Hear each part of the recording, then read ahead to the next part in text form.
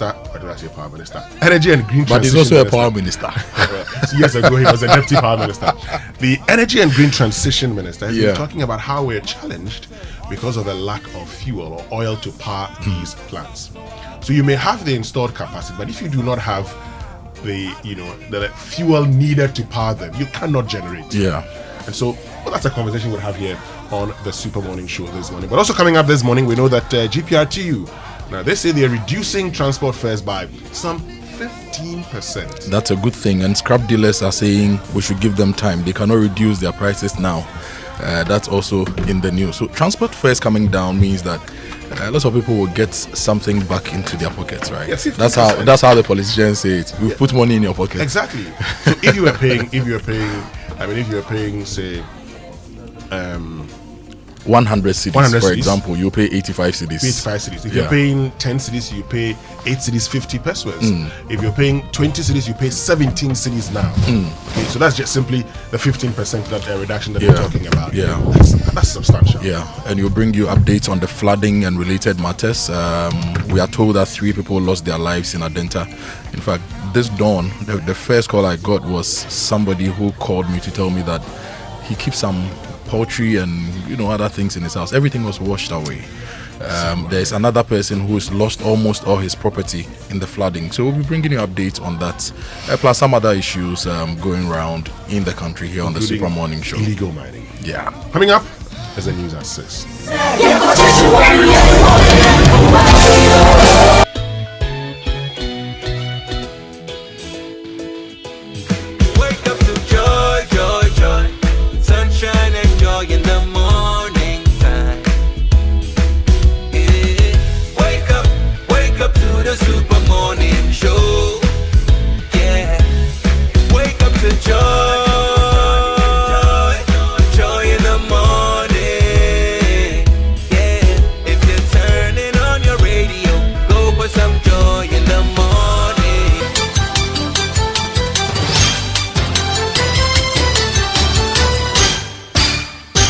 It's been 30 years of joyfulness. Hello and welcome to the news at 6.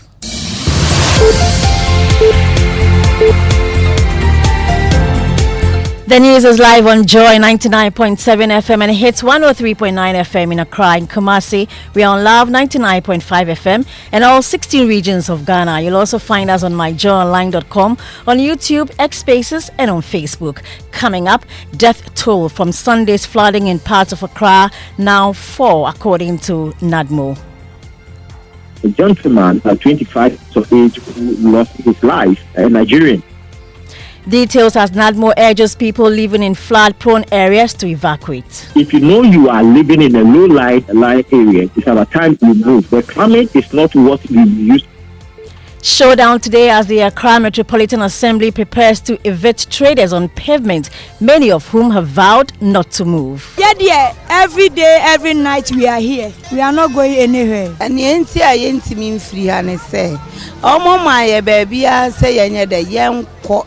Daryl has the business headlines. Hannah, cost of living and doing business is expected to witness significant reduction from next week following moves to reduce transport fares by 15% starting this Saturday. Details on the Joy Business Report. And the ECG maintains power has been restored to communities plunged into darkness due to the rains, but the residents say they've been without electricity for over 24 hours. Marijo, Zoom Lion, University Farm, Kasako Fede, Legon Hills, Santoy, Blue Hills, Medina Islam University are safe to be back online. I am Hannah Odami. I'll bring you details of these and more in this bulletin. Thanks for choosing us. We are Joy News, independent, fearless, and credible. Now, one more person has been confirmed dead from Sunday's flooding in parts of Accra, bringing the total number of deaths to 4. That's according to the National Disaster Management Organization, NADMO. Here is the Deputy Director of Operations at NADMO, George Agbenato, confirming the passing of the 4th person at Agbokubi. We heard that there were some casualties in terms of death, so we went to inquiry, and it was reported that a gentleman at 25 lost his life, a Nigerian who lost his life during the flood. He's also urging residents who live in flood-prone areas to evacuate. If you know you are living in a low-lying area, it's about time you move. The climate is not what we used to experience. For instance, what we experience is, overwhelming. And we will advise anybody in low-lying areas to move upstream, who have their structures built along the storm drain. Please, let's leave the buffer zones alone. George Agbenato is Deputy Director of Operations at NADMO. Let's move on. And the Electricity Company of Ghana says power has been restored to all communities affected by Sunday's flash floods, despite continued complaints from the residents who say they've been without electricity for over 24 hours. Power was cut off following a request from the National Disaster Management Organization to prevent further damage to compromised structures. ECG says a meeting late Monday led to a decision to restore supply to those areas. Now, while some residents say the lights are still out, ECG's General Manager for External Communications, Dr. Ni Ayuku insists power has been fully restored. We've agreed that areas such as Boateng Stadium, affordable housing, the main Boateng Township, Lakeside, School Junction, Melcom, Major, Zoom Lion, University Farms, Krasako Gate, Legon Hills, Santoy, Blue Kiosk, Medina Islam University are safe to be back online. There was a challenge at the Little Roses area. There's a falling pole on the Nana Krum Bridge. So because of that, we've been advised to disconnect power from some parts so that we can restore for some other areas within the Little Roses and Little environment. Now, the Energy Ministry is defending its decision to be blunt with the challenges facing the country's energy sector. Speaking to MPs on the Energy Committee last week, the Sector Minister, John Jinapor, revealed there was less than 3 days of liquid fuel left to power the thermal plants. But spokesperson for the ministry, Richmond Roxon, says the minority is focusing on trivial matters instead of addressing the real issues facing the sector. When they say scaremongering, I don't know whether they were expecting the minister to be economical with the truth or they wanted the minister to be inaccurate with the facts. What the minister did was to put out the truth at the time he was holding the press conference.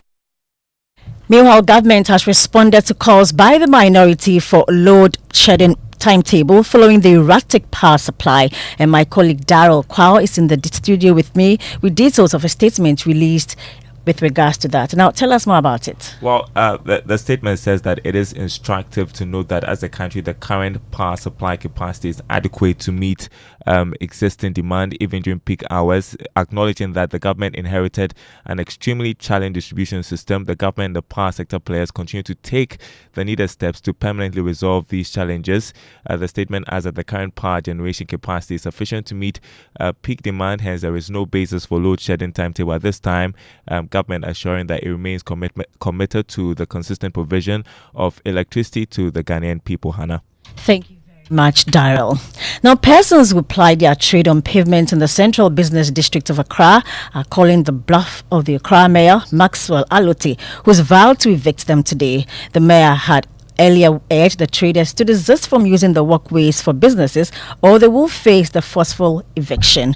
But some of the traders who spoke to my colleague Sarah Mensah say they do not have any alternative. Here's her report. Just last week, the Accra Mayor warned traders to leave the pavement. In fact, he gave them up to Tuesday to vacate the pavement. Otherwise, they are going to remove all of them. So we are currently here in Accra, the central business district, to speak to some of the market women or the traders. Me mama dear, me ni baby akọ. We ya na yede hwe yema, yede bi ha dan, yede bi tua wota benti ne yeto aba no. Se ya to aba no ombaye yesa.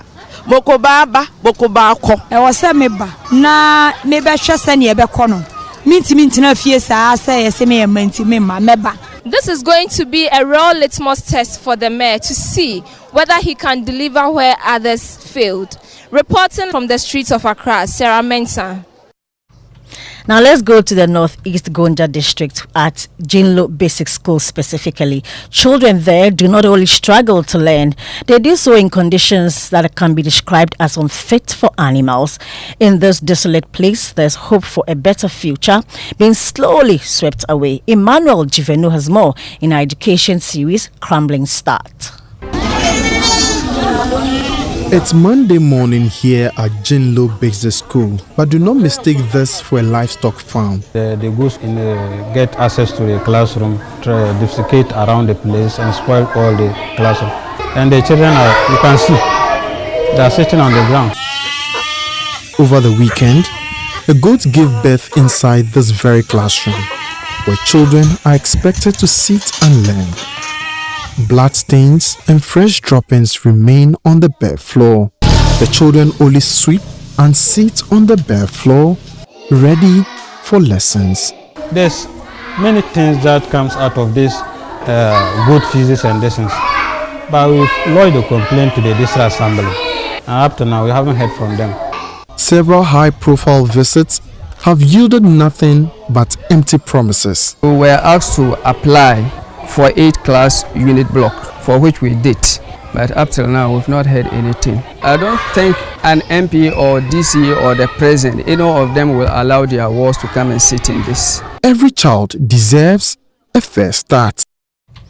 Now, authorities at the Nsawam prison are calling for support to fight an array of challenges, including image smuggling of contrabands into the prison wards. This was revealed during a visit there by Parliament's Human Rights Committee. And my colleague James Saveji has the rest of the story. Eastern Regional Commander and officer in charge of the Nsawam Medium Security Prison, Assistant Director of Prisons Thomas Seidu, said the absence of CCTV cameras and body scan machines is making their work more difficult than usual. They mounted on CCTV cameras here ago. It's a Kofi Banser's time, and they are now out of use.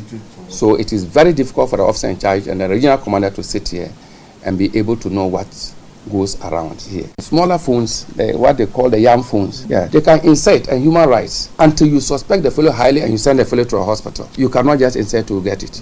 And then we hear that people are using phones here. According to ADP Seidu, the facility has overgrown its inmate capacity by over 500%, from 700 to over 3,500 inmates. That's not all, because the Nsawam prison is also battling huge medical debts of over 500,000 Ghana cedis, plus no legal aid for inmates to appeal their cases. After interacting with prisoners at the condemned ward, MP for Medina Francis Xavier Soso appealed to President John Mahama to extend presidential pardon to a number of these inmates this year.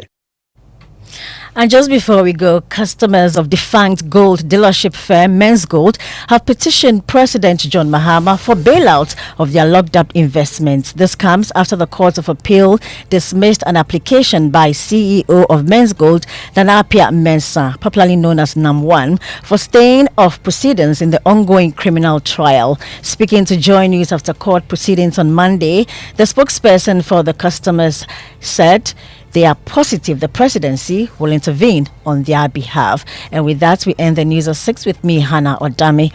You can find more stories on myjoyonline.com. Darryl Cow comes up next with business news on the Super Morning Show.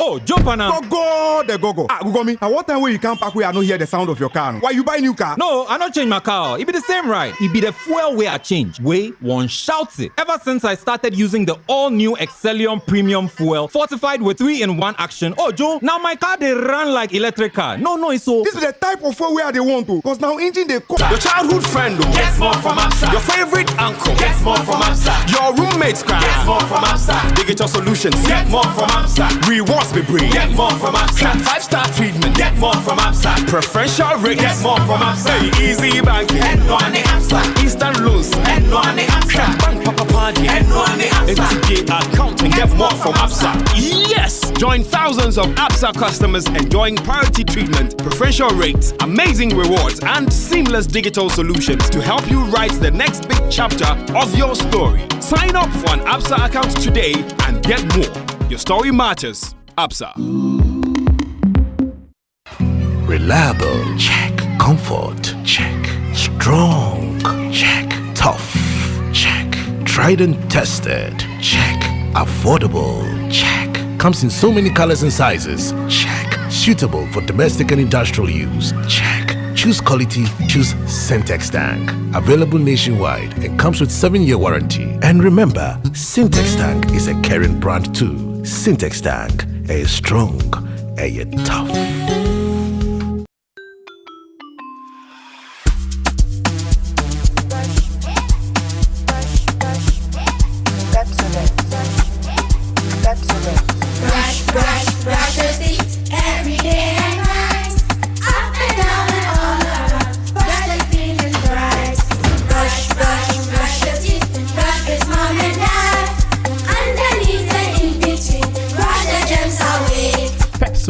Cavity protection.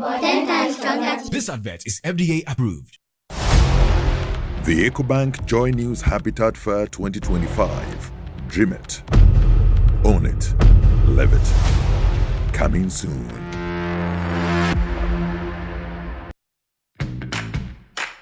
What's your dream this year? To pull up in a brand new 4-wheel ride? Or you want to travel? Where? Sentosa Island in Singapore? Or Desert Safari in Dubai? Or you want a laptop, microwave, brand new phone, TV? Chale, what you want, you can get with SG Ghana. Minya Ubecha 7Y. Join the SG Ghana Deposit and Drive promo and you could win the grand prize of a brand new Toyota RAV4. Simply deposit 500 Ghana cedis or multiples of it into your SG Ghana account from now till 30th May 2025. Non-customers can open an account to participate. Visit your nearest branch or call 0302-214-314 for further inquiries. This promo is regulated by the National Lottery Authority on the Caritas Lottery platform. Terms and conditions apply. Societe Generale Ghana. The future is you. Right, welcome back and thank you very much for staying with us here on the Super Morning Show on Joy 99.7 FM and the 6 a.m. news brought to us by Total Energies. Total, we go the extra mile for you. Absa Bank Ghana Limited, your story matters, and Millennium Insurance, your trustworthy partner. Which means we can now bring you the Joy Business Report brought to us by Safari Valley Resort, bringing you closer to nature. MNC Properties, a member of MNC Group, MNC Properties. Choice of Class, and Omni Basic Bank, not just another bank. Akpafu. Hey, good morning, Winston. Good morning. How you doing? I'm good. God is answering prayers. Transfer fares going down. Still taking care of his children. Taking care of his children. At this point.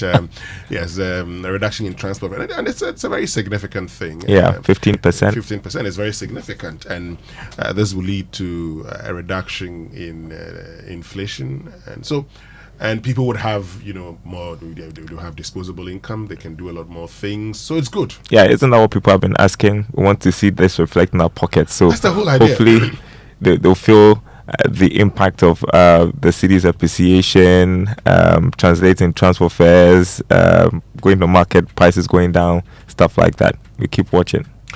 They say it starts on the 25th of May. I don't know why they didn't start immediately. Because if they were increasing, that's all we had been increasing. Almost immediately. Yeah, I think so there was a lot of pressure. I mean, I've people. seen, some of the OMCs reluctantly reducing prices of fuel. One would expect that they do that, because if it goes up, you increase it. Definitely. Sometimes you even increase it outside the pricing window. Mm-hmm. So why is it so difficult for, people to love profiting so much that when it is our time to benefit, they don't want to do that. The spare parts dealers say, give us a bit of time. We have to clear the old stock, which they bought at a high price, maybe. Yeah. No, I don't understand that. So you bought it at a high price. Now you have an opportunity to actually import at a lower price. Mm-hmm. So you get the average and look at. So if you bought it for say $20, and you intended selling it for say $22, but now let me say 20 cedis, and you intended selling for say 22 cedis. Mm-hmm. Now because of the appreciation of the Ghana cedi, if you're going to buy it the next time, you'll probably be buying it for say $16 or $17. I would be selling it at $20 so that I can quickly get that one there and bring it and still sell it at $20. Besides, you still have the stock. If it's expensive, people wouldn't buy. So why don't you clear Let it go? I mean, it's as simple as that. Anyway, this morning, I'm sure you've been following the whole conversation about the publication of a load management schedule or timetable. Mm-hmm. There's a somebody told me something. Was it a Kufua? He said there's the richest man in, I think, South Carolina. They met him with a 1950-something newspaper. They asked him why. He says that the news is always the same. The news is always the same. Doesn't change. It doesn't change. Just last year, the NDC was asking for a load shedding timetable. With Ghanaians, when we asked for a load shedding timetable, at the time the NPP told us, well, because of this, we can't give you. Now the NPP is in a position. They're with Ghanaians. Give us a load shedding timetable. The Ministry of Energy says, oh, no. Not yet. Not now. We actually have enough generating capacity. What we're going to be doing this morning, we'll be telling you Ghana's installed capacity, generating capacity, which plants give you what amount of electricity, what do they need to generate that amount of electricity, and what is their current state. Okay? It's not just about saying we have enough, because maybe you need fuel. Do you have that fuel? What are the projections? Stay with us here on the Super Morning Show. We're going to follow. Yeah. So we'll be having. And this one, we are roping Winston into the family of trumpeters. Which one is that? Yeah. So this morning we are acknowledging the GPRTU. We are excited that they've decided to drop transport fares, and so for them. Winston actually wants to play the trumpet himself. You should do that. Trumpet.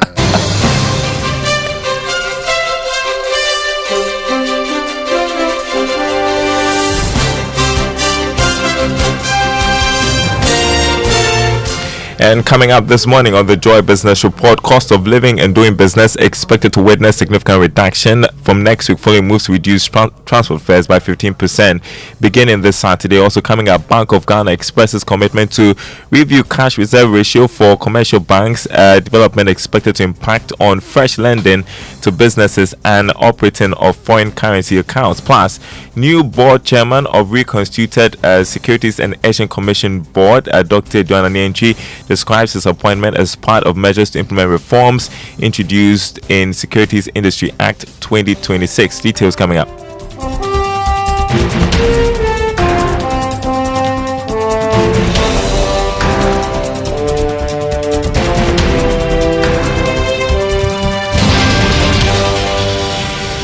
My name is Darryl Kwan. Thanks for being with us. Hello to our friends listening from Kofori on KTU Radio. Now, the cost of living and doing business is likely to witness significant reduction beginning next week. This is because the Ghana Private Road Transport Union has finally agreed to reduce transport fares by 15% beginning this Saturday. Here's George Affe with more. The Ghana Private Road Transport Union, at a meeting with their members yesterday morning, agreed to reduce fares by 15%. General Secretary of the union, Godfred Bobere, told Joy Business that they agreed on this margin of reduction before going to brief the transport minister about this development yesterday afternoon. So if these unionized transport operators do go ahead to reduce fares as announced, that could bring some relief to businesses and individuals. This is because for a lot of individuals, their transport budget constitutes one of their biggest spending items. We should also not forget about how this development could also impact positively on the marginal reduction in prices of some food items on the market, and how that could also go a long way to slow inflation in the coming months. For businesses, it could help in reducing their cost of transporting goods to their factories, and how that could also affect their budget going forward. We should also not forget about the reduction in prices of petroleum products, and how that could impact positively on the cost of doing business in the country. That was George Affe with that report. Now, the Bank of Ghana has given assurance that it is committed to reviewing the cash reserve ratio for commercial banks. The central bank in 2024 reviewed these monetary measures, resulting in commercial banks holding a significant amount of their deposits, including foreign accounts, with the regulator. The move has impacted on lending of these banks and made it more expensive to hold foreign currencies. Dr. Mumuni Zakari is first deputy governor of the Bank of Ghana. Well, policy is not a static, event. It's a dynamic one, and we look at the numbers at all times to take one decision or the other. The assurance, though, is that we are looking at the numbers again, and if it becomes necessary that some adjustments are made, those will be made. But let me add quickly that with the current trajectory of the developments on the foreign exchange market, it's even better for them, requiring them to keep for the reserves in cedis. So what it means is that with the cedi appreciating, they are actually required to back the foreign currency deposits they have with less and less cedis. So in this particular case, I'm sure you will not get anyone really complain. But we are looking at the numbers, and if the numbers show that there should be any adjustments, why not? We will not hesitate at. First Deputy Governor of the Bank of Ghana, Dr. Mumini Zachary. Meanwhile, economist Professor Patrick Isuming has rejected assertions that the impressive run of the cedi is artificial. There have been arguments the local currency's good run could be coming to an end from the third quarter of this year because it is not backed by strong economic fundamentals. But Professor Isuming disagrees. He is insisting that some internal fiscal measures have contributed to the cedi's record appreciation. I think some of the fundamentals have changed. I think the fact that the strengthening of the foreign reserves, the gross international reserves, and you look at the source, the gold purchase and the gold board and how we are going to regulate trading in gold. Those are things that have the potential to alter the long-term value of the cedi. So, but what I think is that it's just the appreciation has been too rapid in a short space of time. And perhaps at a time where the currency is not under so much pressure, I wouldn't have allowed the currency to depreciate, to appreciate as much as it has in a short space of time. Economist Professor Patrick Isuming there. Now, the Social Security and National Insurance Trust, SSNIT, has revealed that it will increase investments in the power and financial sectors to improve returns. This has been influenced by criticism of some of the investments in the past and sustainability concerns of the pension scheme. However, Director General of the Trust, Kwesi Afrɛ-Baini, says this is in line with its profit maximization efforts. We've made a decision that the fixed income securities is an area that has been yielding good returns for us. So we would keep pushing quite a number of our investments into the fixed income securities. Some listed equities have done great for us, particularly those in the banks, those in the banking industry, as well as those in the telco space. That has yielded some great investment for us. So it's an area we'll keep pushing money into. Power has been an area where we've had great results. So it's also an area that we are looking at. And that's the reason why our only power plant at Tema, we are expanding SSNIT to have an operation in Kumasi, not only to expand on power provision for the people of Ghana, but also to ensure that since it's an area that is giving us good returns, it should be an area that we enhance our activities in. Director General of the Social Security and National Insurance Trust, Afrɛ-Baini. Now, new chairman of the reconstituted board of the Securities and Exchange Commission, Dr. Eduanani Entry, has described his appointment as being part of measures to implement reforms introduced in the Securities Industry Act of 2026. There is more from a notice sent to Joy Business after the inauguration of the board. Dr. Eduanani Entry, in this statement, noted that since he retired from the Securities and Exchange Commission as the Director General in December 2016, it has been his desire to go back to the Commission as the board chair to help with a lot of things at the Commission. He also cites the fact that he was involved in the drafting of the Securities and Industry Bill as a consultant before becoming a Director General of the Securities and Exchange Commission. Dr. Eduanani Entry added that in January 2021, after 4 years of his retirement, when the board was going to be reconstituted, he wrote to the then Minister of Finance expressing his desire and availability to serve as chair of the Securities and Exchange Commission board. But he didn't get any response then. On 30th of January this year, he sent a similar letter to the current Minister of Finance. On 7th May 2025, he says he got a call from the minister's office requesting his CV, which he sent. Last Friday, Dr. Eduanani Entry says he got a call from the minister's office to be at the Ministry of Finance. That was Monday 19th, 2025. That was yesterday for the inauguration of the board at 1:30 p.m. All right, so new chairman of the reconstituted board of the Securities and Exchange Commission, Dr. Eduanani Entry, saying his appointment is part of measures to implement reforms introduced in the Securities Industry Act of 2016. Now, the Chamber of Petroleum Consumers is calling for reforms to strengthen the operations of the Ghana Revenue Authority to properly check corruption and financial abuse of players in the petroleum upstream sector. This, the chamber says, has led to the state losing millions of dollars over the years. Speaking at the UPSA National Dialogue on the theme Tackling Tax Revenue Leakages in Ghana, Executive Secretary Winston Amoah called for proper digitalization to halt financial abuse. GRA audit report in 2022-2023 that captured that the international oil companies clearly they've done more harm than what they've given to us. Most of the FPSOs, the actual cost of these FPSOs are simply overinflated because then they will be able to take that in oil,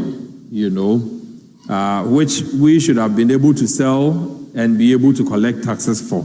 Then again, you have the issue of what we are doing to even track how much these taxes should have been. Executive Secretary of the Chamber of Petroleum Consumers Ghana, Winston Amoah. You're listening to the Joy Business Report. Turning to Investor Eye, Kwame Opong, Head of FinTech and Innovation at the Bank of Ghana, is cautioning operators of illegal lending apps to desist from the operations as the central bank continues to clamp down on innovations that harm users. Listen.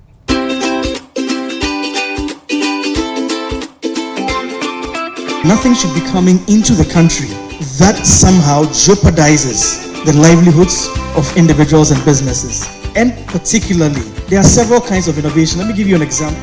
You see those illegal lending apps who've been sending messages to consumers just because people need a little bit to get by. They fall prey to this. They sign up for it. And then before they realize, pictures, sometimes not actually of them, but pictures have been extracted from their phones and is being shared across their contact lists. How is this a way of making a living if you're facilitating this? How are you putting people on suicide watch? By threatening them to announce to the world that they owe you, and not just that they're a criminal, when basically they probably are in need of a few days to make payments. Is the reason why the Bank of Ghana, in partnership with the Security Authority and IOCO, had that raid and arrested over 200 people. Head of FinTech and Innovation at the Bank of Ghana, Kwame Opong, bringing us Investor Eye. Make a date on Thursday for another episode. Before we go, a look at the markets. Crude oil selling at $65 a barrel. Gold dropped by $16 to open trading at $3,213 an ounce. Cocoa increased by $76 to sell at $10,974 a ton. On the currency market, the dollar going for 13 cedis 10 pesos. That's what the forex bureaus are offering their clients. A British pound 16 cedis 70 pesos. A euro going for 14 cedis 11 pesos. The commercial banks quoting the dollar 12 cedis 22 pesos. Would have ever thought? Wow. More news on our website, myjournline.com/business. Back to you, Winston, and the team. Yes, Daryl, I have a friend. His name is Walter Amobachi. Okay. He likes the Joy Business Report and he loves listening to you. Wow. He says I should tell you that one of the things he loves about the Joy Business Report is the currency news. So now he loves to hear it, right? He likes to hear it. So please, we'll go over it again for okay. Walter Amobachi. So Walter, for you, the dollar going for 13 cedis 10 pesos. That's what the forex bureaus are offering their clients. The British pound 16 cedis 70 pesos. The euro going for 14 cedis 11 pesos. Guess what, Walter? The commercial banks quoting the dollar 12 cedis 22 pesos. That's for you. Yeah, that's good. It's good news. Daryl, thank you very much for joining us with the Joy Business Report, and see you tomorrow. All right. But coming up is our inspirational song for today, and it's one by Black Sheriff. Okay, that's one that Jojo is choosing for us. It's a grand live performance. Jojo that would inspire you. Okay. The jury is out there. Okay. On the Super Morning Show. Welcome to the Joy Super Morning Show.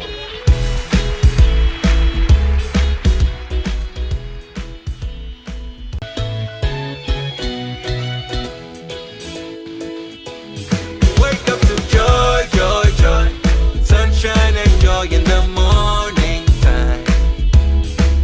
Yeah. Wake up to the Super Morning Show.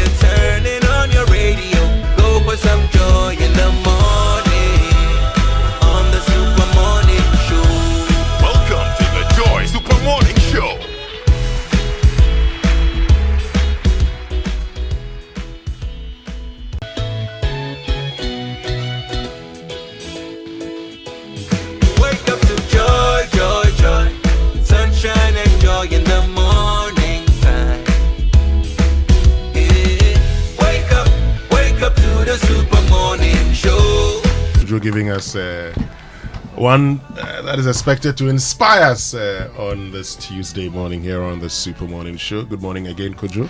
Good morning, Winston. And I think that we need to create a playlist of Jojo's inspirational songs.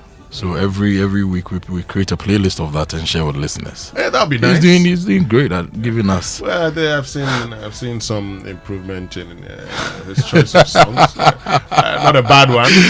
Did you really have to go there? No, well, the guy's doing well. He's doing well now. Yes. Anyway, how are you? Oh, well, God is still taking care of his children. And how's your neighborhood after the rain and the floods? Well, we were not hit that much in where I am. However, there are the adjoining communities were flooded. So you go to Pantine, and Pantine was flooded. And I've been talking about, for instance, the building on the waterway. How people have decided to, a wetlands that you can see boldly written there. Do not build. No encroachment. Gan East Municipal Assembly. And people have decided to build. General Mosquito in 2015 said that a law without enforcement is just an advice. So if the assembly writes, do not build in wetlands, and does not enforce that directive, it's just an advice. Yes, so yesterday I got a call from a former Honorable Van der Poy, not Nielante Van der Poy. Okay. I think Isaac Van der Poy. And he indicated to me that the new MCE for Ga East, he's actually told him about the situation and that I should follow up. So it's something I'm going to do this morning. Okay. And it will be his first task. The Honorable Agbu, they call him Chairman Agbu, he must ensure that that particular building, because the Honorable Van der Poy was unhappy that people were developing. From the Abokobi station to Pantine. There's a Presbyterian church not far from there. And they've been complaining. People are building what looks like stores. Yeah. Can you imagine? And we pretend that we haven't seen. So I'm going to call the MC Honorable Agbu and draw his attention to it. Maybe he's not heard it. My friend who is a structural engineer says that maybe if we can't prevent people from building in waterways, we should help them build right in waterways. Because even in Venice, they have built. Yeah. Maybe it's a conversation we should take up. Certainly. So that at all costs, if the land you have is the land in the swamp and you want to build, then you need to sink some piles, raise it so that your house will just be above the swamp and we'll still have the swamp. Exactly. But in Ghana, unfortunately, we feel it. Yes. And we block the access to the water. We can actually build in some of these places and create different spaces for all of us to enjoy. It's something we can explore going forward. I am sure that before we get into the papers, I'm sure that those of you who are into building and those of you engineers, there will be a lot of research on these things. Unfortunately, researchers mean nothing in this country, to the extent that Dr. Boateng Ajenim, who is the director of the Institute of Industrial Research under the Council for Scientific and Industrial Research, told me that they actually have to bid for contracts or projects outside the country, develop technology in Ghana here and sell it outside. Yeah, that's sad. Very sad, but unfortunately we don't care. Anyway, let me bring you the Drive Safe campaign. It's brought to you by Joy News and the Multimedia Group and supported by Toyota Superior Quality. Avoid all distractions, please. Keep both eyes on the road and hands on the steering wheel. Be visible, drive with your lights on. That's how you ensure your safe arrival. The Ghana Meteor Service says it's going to rain more and we should expect more heavy rains. Now that means that whenever it starts raining, you need to plot your routes properly on the road. For example, I use the main N4, that is the Accra, Tetekwashi to East Legon into Amrahia, right? So if it's raining, I will avoid Shashi because I know there'll be flash floods in Shashi. I'll not use it. Those of you who live in Nana Krum and the lakeside areas, if it's raining, you may want to avoid the Nana Krum bridge and drive all the way to, say, Ashiye to Amanfrom and use the Regimano Road and go all the way back. So when it's raining, plan your route such that you will avoid the areas with flash flood. Jolu Junction, for example, the hotel, what's the name of the hotel? Fiesta Royal. Fiesta Junction, when it rains, there's flash floods there at the junction, so you want to avoid those places. So identify these places and avoid them when it rains so that you don't put yourself in danger. That's the tip for this morning. Which means we can learn how to say it right. Brought to us by Kingdom Books. At Kingdom, quality and affordability are their hallmarks, and Societe Generale Bank Ghana, the future is you. Something must be done. So today is revision time, because I realized that some of the pronunciations, a lot of you are still getting it wrong. D-E-P-O-S-I-T, deposit. D-E-P-O-S-I-T. It's not deposit. No, it's not deposit. But we have a Deposit Protection Commission. Deposit Protection Commission. So we should say Deposit Protection Commission. It's not deposit. Not at all. Well, people say that people who deposit a lot of money say deposit. Those of us who deposit once, they say. So it's deposit, yes. That's just by way of saying it right. And it's a revision, because I realized that, sometimes we may. So it's deposit. Yes, deposit. Not deposit. Not deposit. Deposit. Jojo Wati.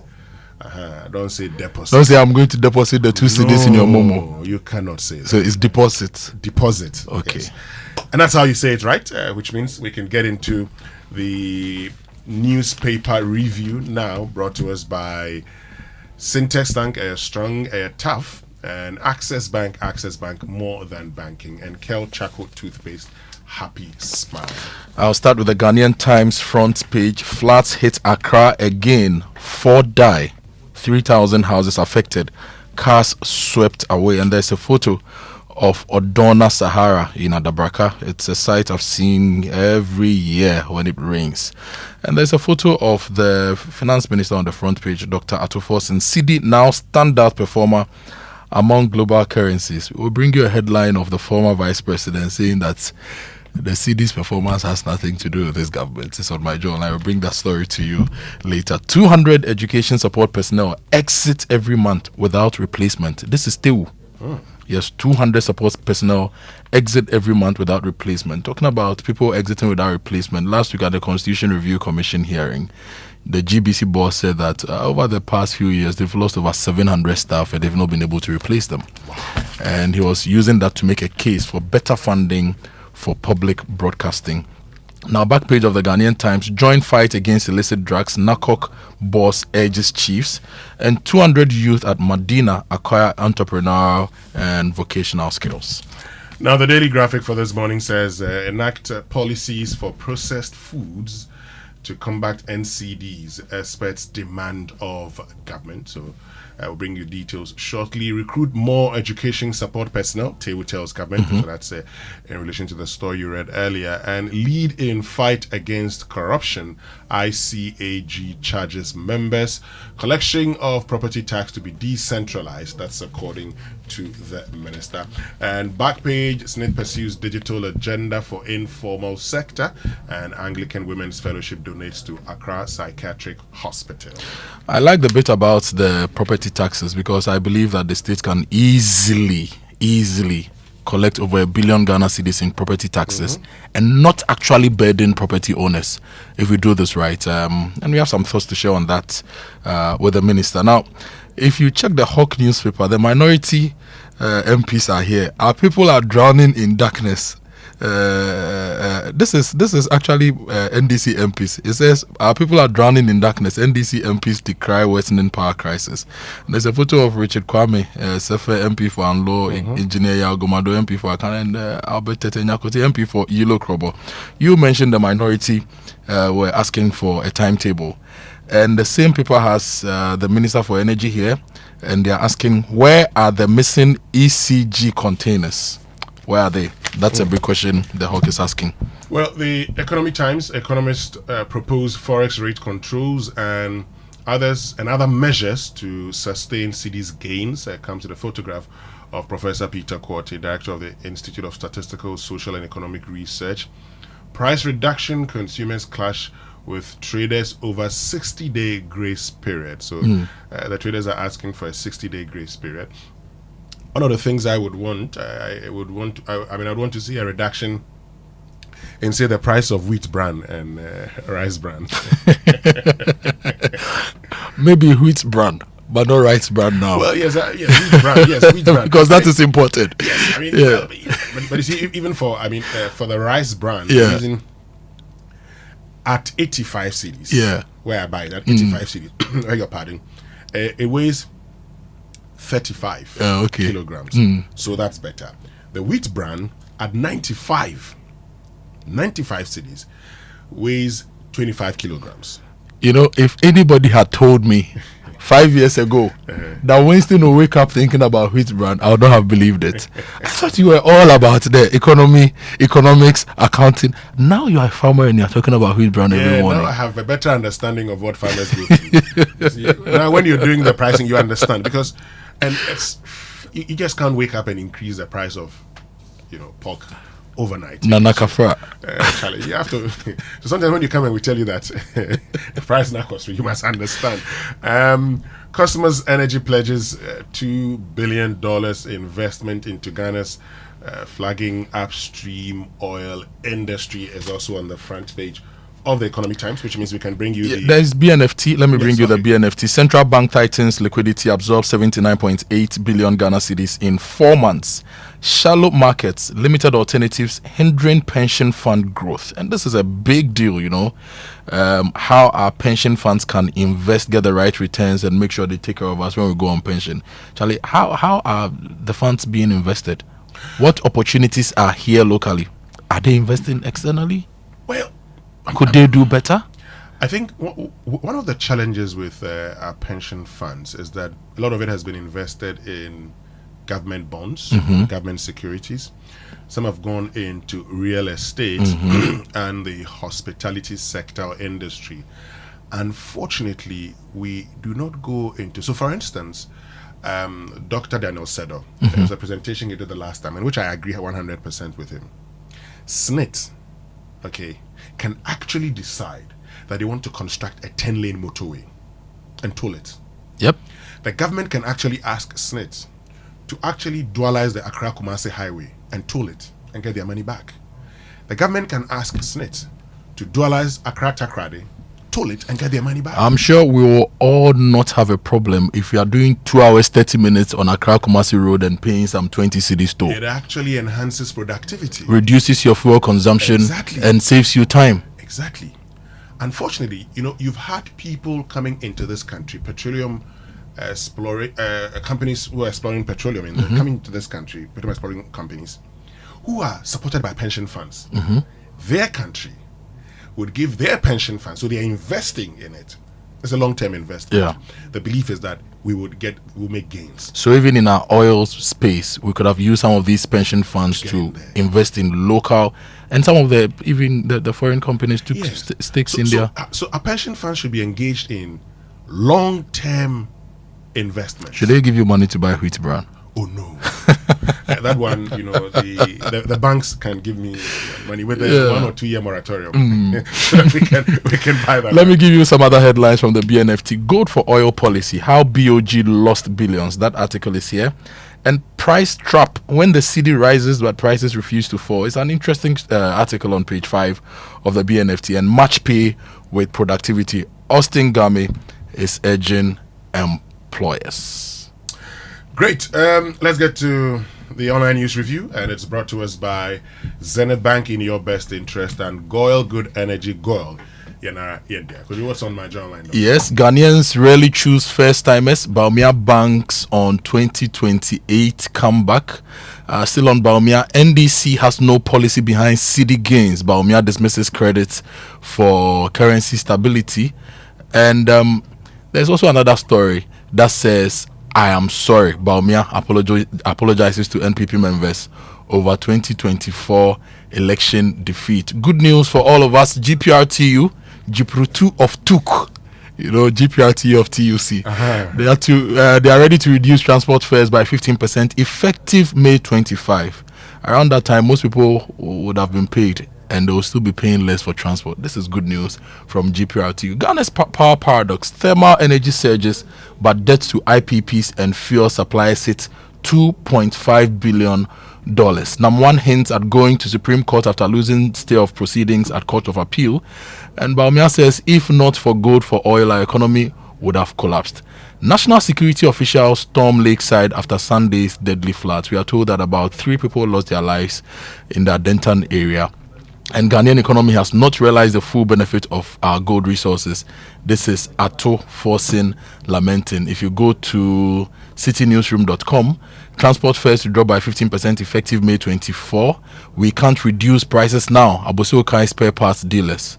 And maybe when the transport prices reduce and their transport costs reduce, it reflects in price. Some I mean, price reduction for. In the past, the conversation has been about transport prices, cost of spare parts also, leading to an increase in transport fares. Now, today the GPRTU is telling us that because of the 18% reduction in fuel prices, even though ordinarily they should have reduced it by half that percentage, which would have translated into 9% reduction, they've decided to give us a 15% reduction. That is good. The spare part owners are probably doing the normal Ghanaian entrepreneurial thing. Not entrepreneurial, really. Some would actually would have sold it by now and acquired new ones. I've seen people, I read comments about people saying, well, I sell perfumes. What I did was just to sell it, reduce it, sell it, and then acquire new ones. But they are fast-moving consumer goods, and there are some goods that take some time to move. You see, this is the point. This is the point. So, if people come to you, you'd have to do your analysis. If people come to you and they say, how much is this? Do the analysis. And businesses, I do not think businessmen and businesswomen are the best accountants. They understand the analysis. So do the analysis and then come to the conclusion. But many of them are also skeptical. I mean, it's the skepticism that is actually leading them to say, hold on a minute. Because to tell you what, it doesn't move as fast as others would move. But people, if we were to reduce it also, Kojo, people can even buy it and keep it, hoping that it may go up. So you would have done your bit. Let it go. So you go and buy ball joint, lower arm, and keep it in anticipation. People do that. Yeah, people do that. True. Some of the mechanics, they do that. they buy some of the regular vehicles that they. Anyway, some other headlines: AMA begins major decongestion exercise in Accra today, and Prof. Enin is saying that Traore's strategies have improved food security in Burkina Faso. So those are some of the headlines. So let's go inside and give you some of the details. I'll start with the flooding because it's still fresh on our minds and we're actually entering the major rainy season. The Ghana Meteor Service says we should expect more torrential rains, and so we should prepare for more flooding. Page 13, which is the center spread of the Ghanaian Times. Sad news, at least 4 people have died following flooding that occurred after a downpour that hit Accra on Sunday. 3,000 households have been affected and dozens of cars swept away. If the average household is 4 people, 12,000 people have been affected. This is direct impact. They've lost where they are sleeping and all those. There are other people who have lost all sorts of other things. And now, you see, Kojo, this is easily preventable. It is preventable. So our authorities, particularly our assemblies, have a lot of work to do. It is for that reason that I propose that the government must resource these district assemblies. The district assemblies common fund should not become an avenue for centralized procurement by the government. There's an angle to this story, if I may share that with you. Now, the head of public relations at NADMO headquarters, Keto Poku, said that the 48th Engineers Regiment of the Ghana Armed Forces were called in to assist with rescue efforts of persons who were trapped in their homes. I'm bringing this angle because I know the 48th Engineers very well. They are an engineering regiment, so civil engineers, electrical engineers, every type of engineers. Typically, if we're going to go for war, they will go ahead of our troops, construct roads, construct housing, construct the tunnels they will fight in and all those things. this is a regiment of the Ghana Armed Forces with some of the best engineers, and they've not been resourced. And for something like the drip, for example, what if we gave drip equipment to 48 and said, deploy all your men across the country, the flood-prone areas, and do emergency works? And post the emergency works, maybe we can give them contracts even to fix some of our challenges for us. You remember that Eastern region thing with the boys crossing a stream? The president dispatched 48 engineers to go and fix it. So resource them. You see, and that's where the problem starts from. I have consistently maintained that we have solutions to our problems, except that we are not prepared to solve them, because if we solve them, the considerations most of the time for solving problems is what is in it for me. And if we're to do away with the what is in it for me angle, we wouldn't have the problems we have today. Anyway, let me give you that Tewu story, because education is big, and Tewu is saying that the government should address the issue of the dwindling number of educational support personnel in institutions across the country. According to Tewu, a total of 200 support personnel on a monthly basis exited educational institutions through retirement, resignation, or death. Tewu also anticipated that about 600 ESP were expected to retire by the end of this year based on its membership. And you know the Tewu members, right? They are the people who actually make sure the school works, whilst the teachers concentrate on academics. So if sanitation, anything aside academics, these people make sure it works.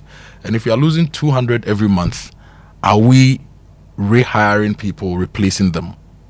And if we are replacing them, how are we even restructuring things for stuff like educational support to be attractive? There are people who these days would not want to do those jobs. Yeah.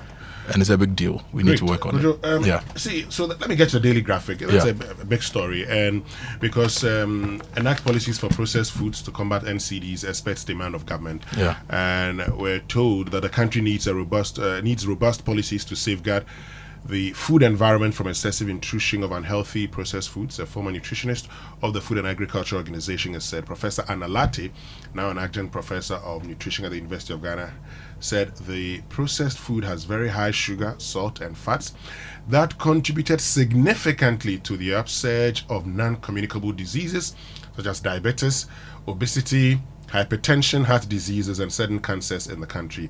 And she made a call at the launch of an advocacy program for the implementation of front-of-pack warming labeling policies in the country last Thursday.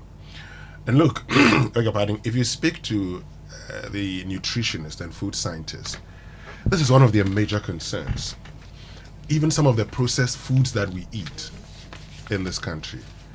And one of these days we'll have a conversation on this. We'll get one of these nutritionists into the studio to share their research findings with us when it comes to a lot of the noodles that we consume, particularly at night, by our children, the harm that is causing them. We are consuming a lot of MSGs, a lot of sugar, and there are local sweetness we can introduce into our food system to prevent some of these challenges.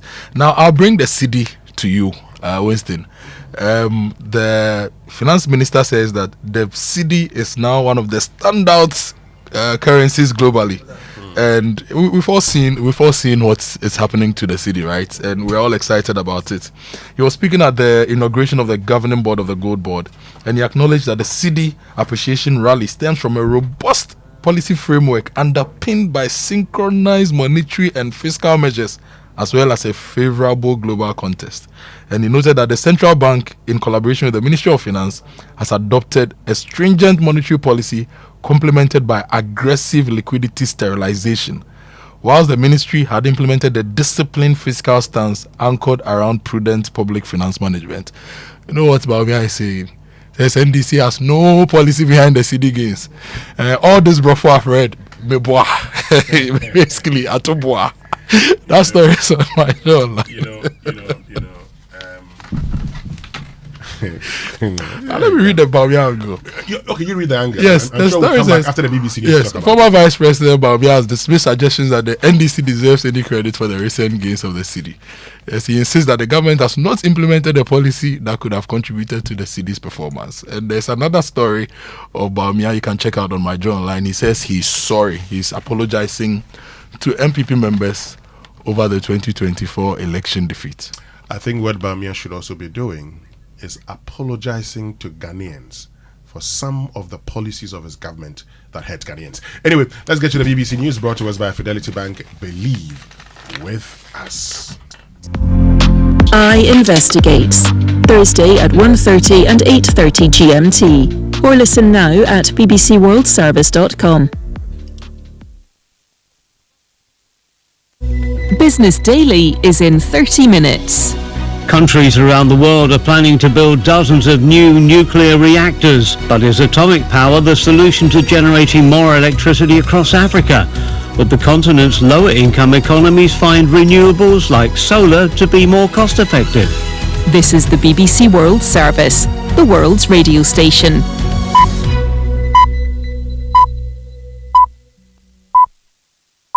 I'm Myra Anubi, and this week on People Fixing the World from the BBC World Service, we're finding out how a simple practice called mindfulness is transforming lives.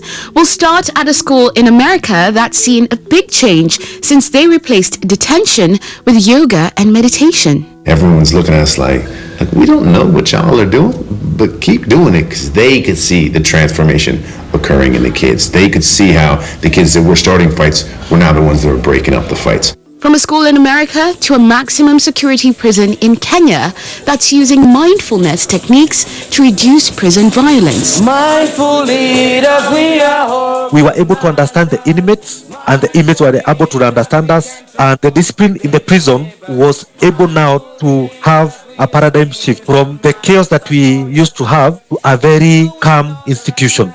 I'll be back with more on People Fixing the World right after the BBC News. Hello, I'm Justine Green with the BBC News.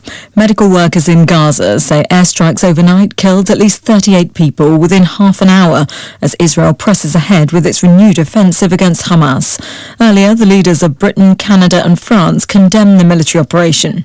The Israeli Prime Minister Benjamin Netanyahu said their statement was a huge prize for Hamas. Dr. Graham Groom is an orthopaedic surgeon who's currently in Khan Yunis. We treat many of the people caught up in the strikes, and their wounds are appalling. The day before yesterday, for example, I was completing the amputation of both legs of a poor fellow who was 44 years old, who had already lost his left arm some years ago. Donald Trump has again said the US will walk away from efforts to end the war in Ukraine if there's no progress in negotiations between Russia and Kyiv. He said his call on Monday with President Putin had gone very well. There's been no confirmation of when new peace talks will begin. Vitaly Shevchenko has more. It's important what all the people involved in the phone call, what they didn't say. There's no mention of a ceasefire, no sanctions imposed on Russia, and no progress on arranging a meeting between Vladimir Putin, Vladimir Zelensky, or even Putin and Trump. So from that point, it's a bit of a disappointment. And Donald Trump, he seems to have reversed his earlier stance that a ceasefire should precede talks, and that means he's agreed to Vladimir Putin's demands. Australia's main opposition party, the Conservative Liberal National Coalition, has split, ending a partnership lasting almost 80 years. It suffered a humiliating defeat in this month's general election. Here's Phil Mercer. The political union is over. Within the National Party, the junior partner, there is climate change denial, an opposition to net zero emissions goals, and support for nuclear energy. It represents mainly regional areas and retained most of its seats in the election, but the Liberals suffered a spectacular defeat. Its leader Peter Dutton and some of his policies that were inspired by President Trump were deeply unpopular with voters. The coalition split marks a seismic moment in Australian politics. The Trump administration has agreed to pay a $5 million settlement to the family of a woman shot dead by a police officer during the U.S. Capitol riot in 2021. Ashley Babbitt was shot as she attempted to climb through a window of the Congress building and later died in hospital. Despite the officer being cleared of wrongdoing, the settlement resolves a wrongful death lawsuit. BBC News. Portugal's president will begin holding talks with party leaders in the coming hours after none of them managed to win a majority in Sunday's parliamentary election. In Portugal, it's the head of state's responsibility to nominate a prime minister. Marcelo Rebelo de Sousa will speak first to the winners of the poll, the right-of-centre Democratic Alliance. He will then meet the leaders of the Socialist Party and the far-right party Chega, both of whom are vying to be the main opposition. A bust of the American singer Jim Morrison that was stolen from his graveside in Paris 37 years ago has been found. French police made the chance discovery during a search linked to a fraud case. An actors' union in the United States is suing the developer of the video game Fortnite for using AI to replicate the voice of the Star Wars character Darth Vader. Epic Games said it had permission from the family of the late actor James Earl Jones, who voiced the villain in the films. However, the union SAG-AFTRA said AI had replaced human performers, including those who previously voiced Darth Vader in other video games. Experts believe they've solved the mystery of a 6th century Greek bucket discovered at an Anglo-Saxon cemetery in eastern England. Further pieces of the so-called Bromswell bucket were discovered at the Sutton Hoo burial site last year. Graham Satchell reports.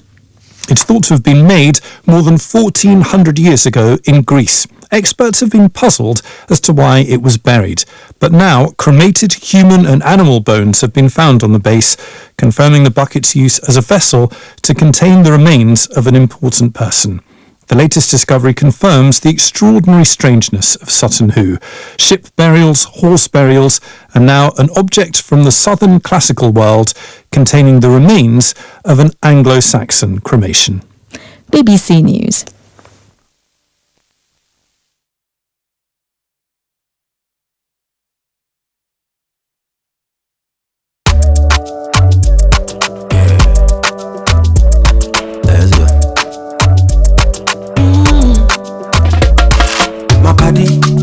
Wake up in the morning and you know the money calling. Oh, you go work, but you know it's out on your side. If I believe with us, if I hold my hand and believe, cause you know it's out on your side. And when you dream, no say I did for you. And when you hustle every day, when you wanna go, anything you do, I did for you. If I believe I did your side, fidelity. If I believe with us, fidelity. If I know I did your side, fidelity. Ladies and gentlemen, welcome to the game of choices. Listen with rapt attention. Round 1, question 1. Elevator or stairs? Stairs.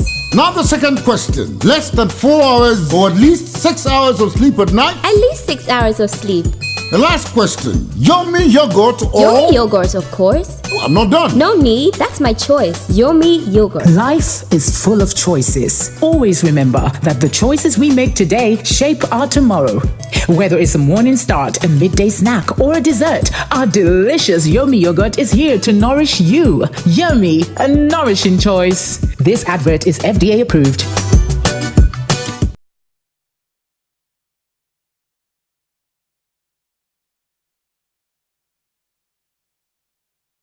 For decades, we have helped businesses connect with their trade partners all over the globe.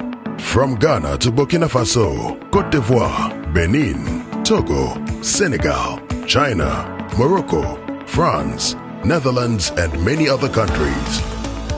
We have made it possible to bring Ghana to the world. We have brought small and medium businesses closer to their customers across the regions in Ghana with our SME support facilities. We have brought relief and smiles to the faces of families with our employee personal loans. With our cutting-edge technology and digital support, we take the burden of complex thinking off you, making life simple. That is who we are, as close as a partner. Bank of Africa. We are indeed the African bank with the global reach. Paying or getting paid? Copper day for you. Driver, I don't have cash on you. Oh, madam, you can pay through Copper. Oh, you use Copper too? That makes it easy. Receive payment from your customers and make bulk payment in just a few clicks. Madam, I received the money. Hello, Coffee. Mom, you still haven't sent me the airtime, and the house internet is finished. My game. I'm sorry, darling. Doing that right away. With Copper, you can send airtime to your friends and family and load data for some great entertainment. Madam, here are the food stuff. Thank you. You can use the short code *365# or the Copper mobile app to make your payment.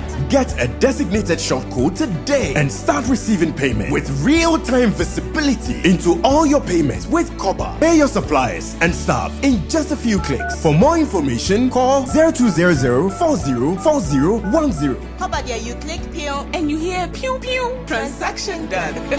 Copper, our lives simplified. If you have 250 Ghana cedis right now, it can do wonders for you. Chairman, Fabeji, it could turn your tears into joy in the Access Bank Fakitwabeji Kesiye promo. Madam, Fabeji, it could get you up to 50,000 Ghana cedis cash prize. Business owner, Fabeji, as a student, make transactions with your Access Bank card, and that could get you Spotify and Netflix subscriptions, PS5, iPhone 16 Pro Max, and more. This be out of class senso. Fabeji, you see what 250 Ghana cedis can do for you? And Gasakra. Fabeji, it's the Access Bank Fakitwabeji Kesiye promo. Deposit a minimum of 250 Ghana cedis and its multiples in your new or existing account and be on your way to winning a share of the 580,000 Ghana cedis in cash prizes and other amazing rewards. The more you deposit, the more your chances of winning. Promo runs from now to September 2025. This promo is in partnership with NLA on the Caritas Lottery platform. Terms and conditions apply. Access Bank, more than banking. Morning show. Super morning show.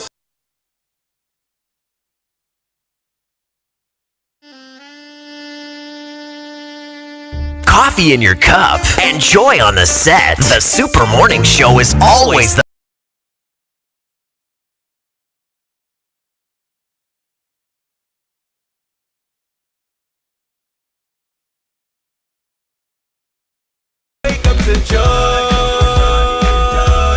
Joy in the morning.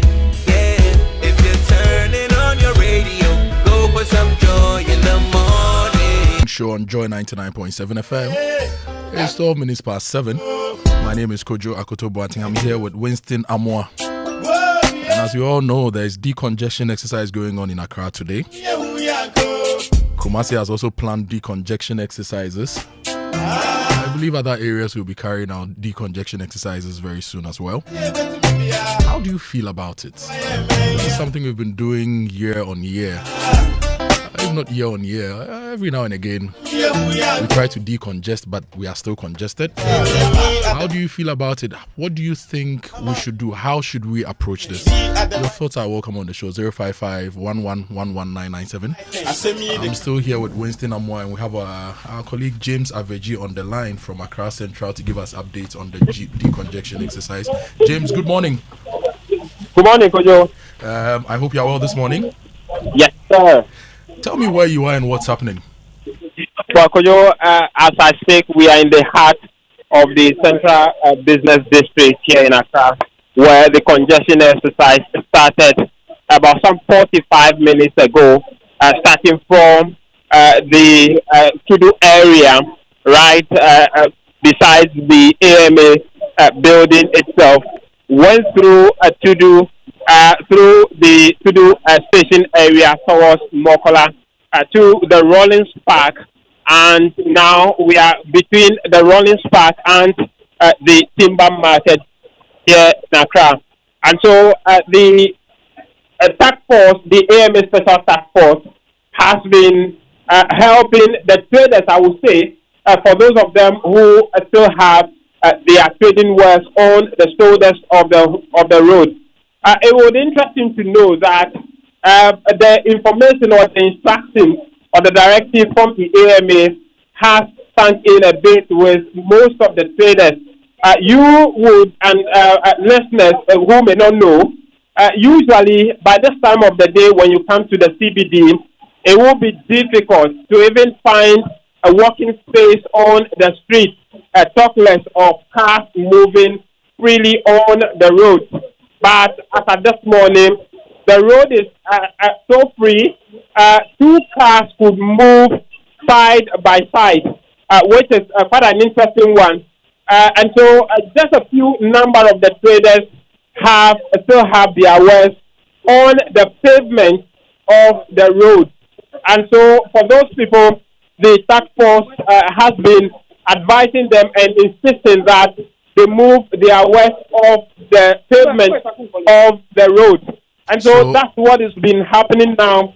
No disagreement between the task force or the traders.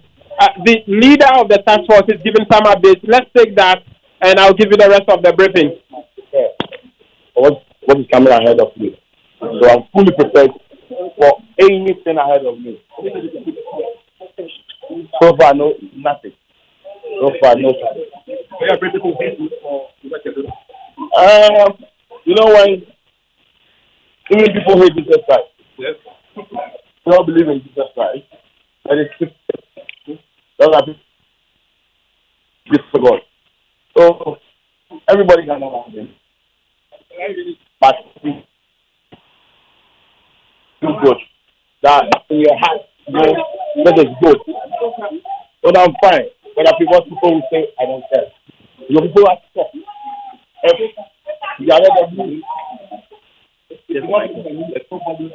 So, Kojo, if you're still there, that's the leader of the task force explaining that earlier there have been some threats to him from some traders who say that the exercise they are undertaking will lead to some party members of the NDC, some apathy from the traders to the NDC, that he was able to track out with a trader, insisting that this is the good for all of them. And so that is what is happening here. At some point, I engaged some of the traders, and they have admitted that this is an exercise in their interest, because they also know that they do not have to bring their wares to the middle of the road before they trade. But because of the competitiveness of the trading here, when someone shifts or moves forward an inch, you would have to move forward 2 inches to get ahead of the person, with the hope that you catch the first attention of the traders in order to also sell your good. And so they have admitted that is the kind of competition that has led to they occupying the road all the way to the middle of the road. James. And so they accept what is happening here in the CBD. Kojo. James, is this going to be a one-time event, or the AMA intends to do this regularly? And if they are going to do this regularly, do you have a schedule for this? Well, that clear communication has not happened yet. I personally am looking forward to put that to the task force, because from the interaction with some of the traders who have been compelled to send to pass their things from the pavement, they tell me that as far as the task force is here, they would obey their instructions so that they leave them to continue their trading. But they hope that they are looking forward, or they know that when they leave, they would come back to the shoulders of the road to continue their trading. Those are the words they tell me by themselves. It would interest you to hear those things from them. And so the general feeling is that as far as the task force continues to see on the street, they would obey their instructions, but when they leave, they will come back to the road to continue the trading. And so it will be fascinating to know from the AMA how they will continue to maintain this level of discipline. That I will find out from them later to know what their clear plans are. But for now, what they are busy with is to get them off the road as far as today is concerned. It is still unclear how long they will continue to do this. Thank you very much, James, for this update from the CBD. So, Winston, no resistance. Traders are complying. Vehicles can move side by side. People can move freely. But James says something that worries me. That the traders say, oh, they will comply now. But when the people leave, they'll be back. Exactly, and that's where the problem begins. The fact that these traders believe that this is just, beg your pardon, an exercise in futility, so they'll just come, get them off the road, and then once they leave, they could get back.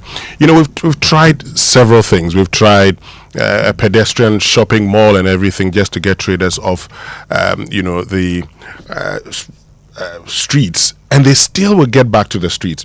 Now, one trader, James tells us that some of the traders actually indicated that this is in their own interest, but the challenge is the fact that people sell on the streets, and so once they sell on the streets, what then happens is that you also want to get there because of competition. Look, we need a sustainable approach to this. I ask myself a very simple question. Why do you think that selling on the street, inconveniencing others, is the way to go? The solution is not a construction of a pedestrian shopping mall, because they will come back onto the street and sell.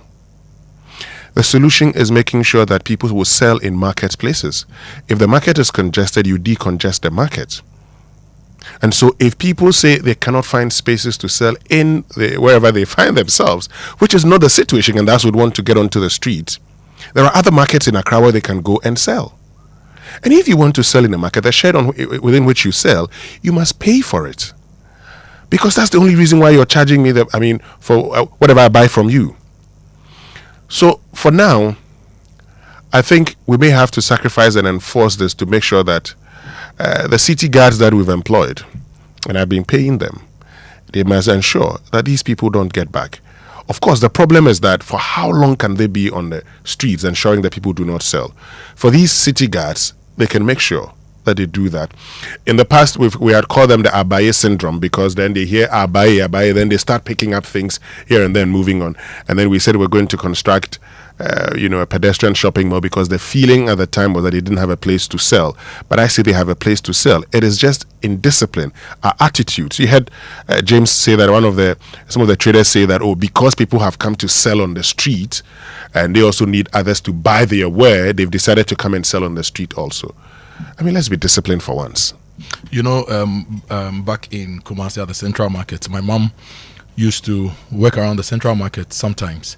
And there were some of the traders who would let their girls and their boys take some of the things outside to go and stand on the streets, because they said that there was too much competition on the streets. Even though they had shops within the market, they'll still push people with some of the stuff out there to go and sell. So maybe, if we manage to consistently do this, then everybody would agree that we have to do business within the market, leave the streets free, and the dynamics may change a bit. You also mentioned the satellite markets within Accra.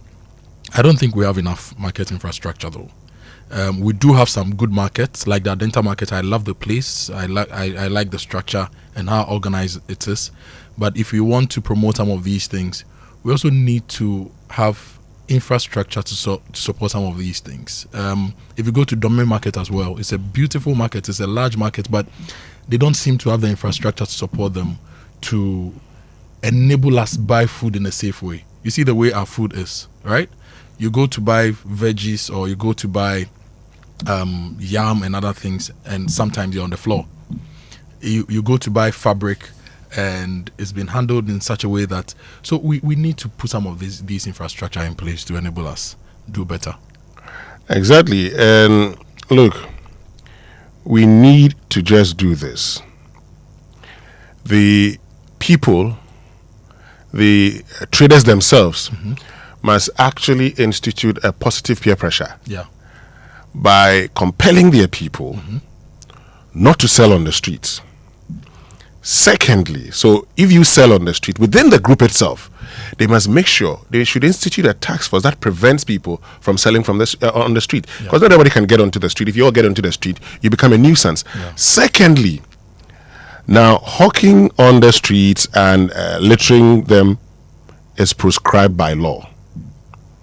And the law prohibits buying on the streets. Samson Ladian just sent me this.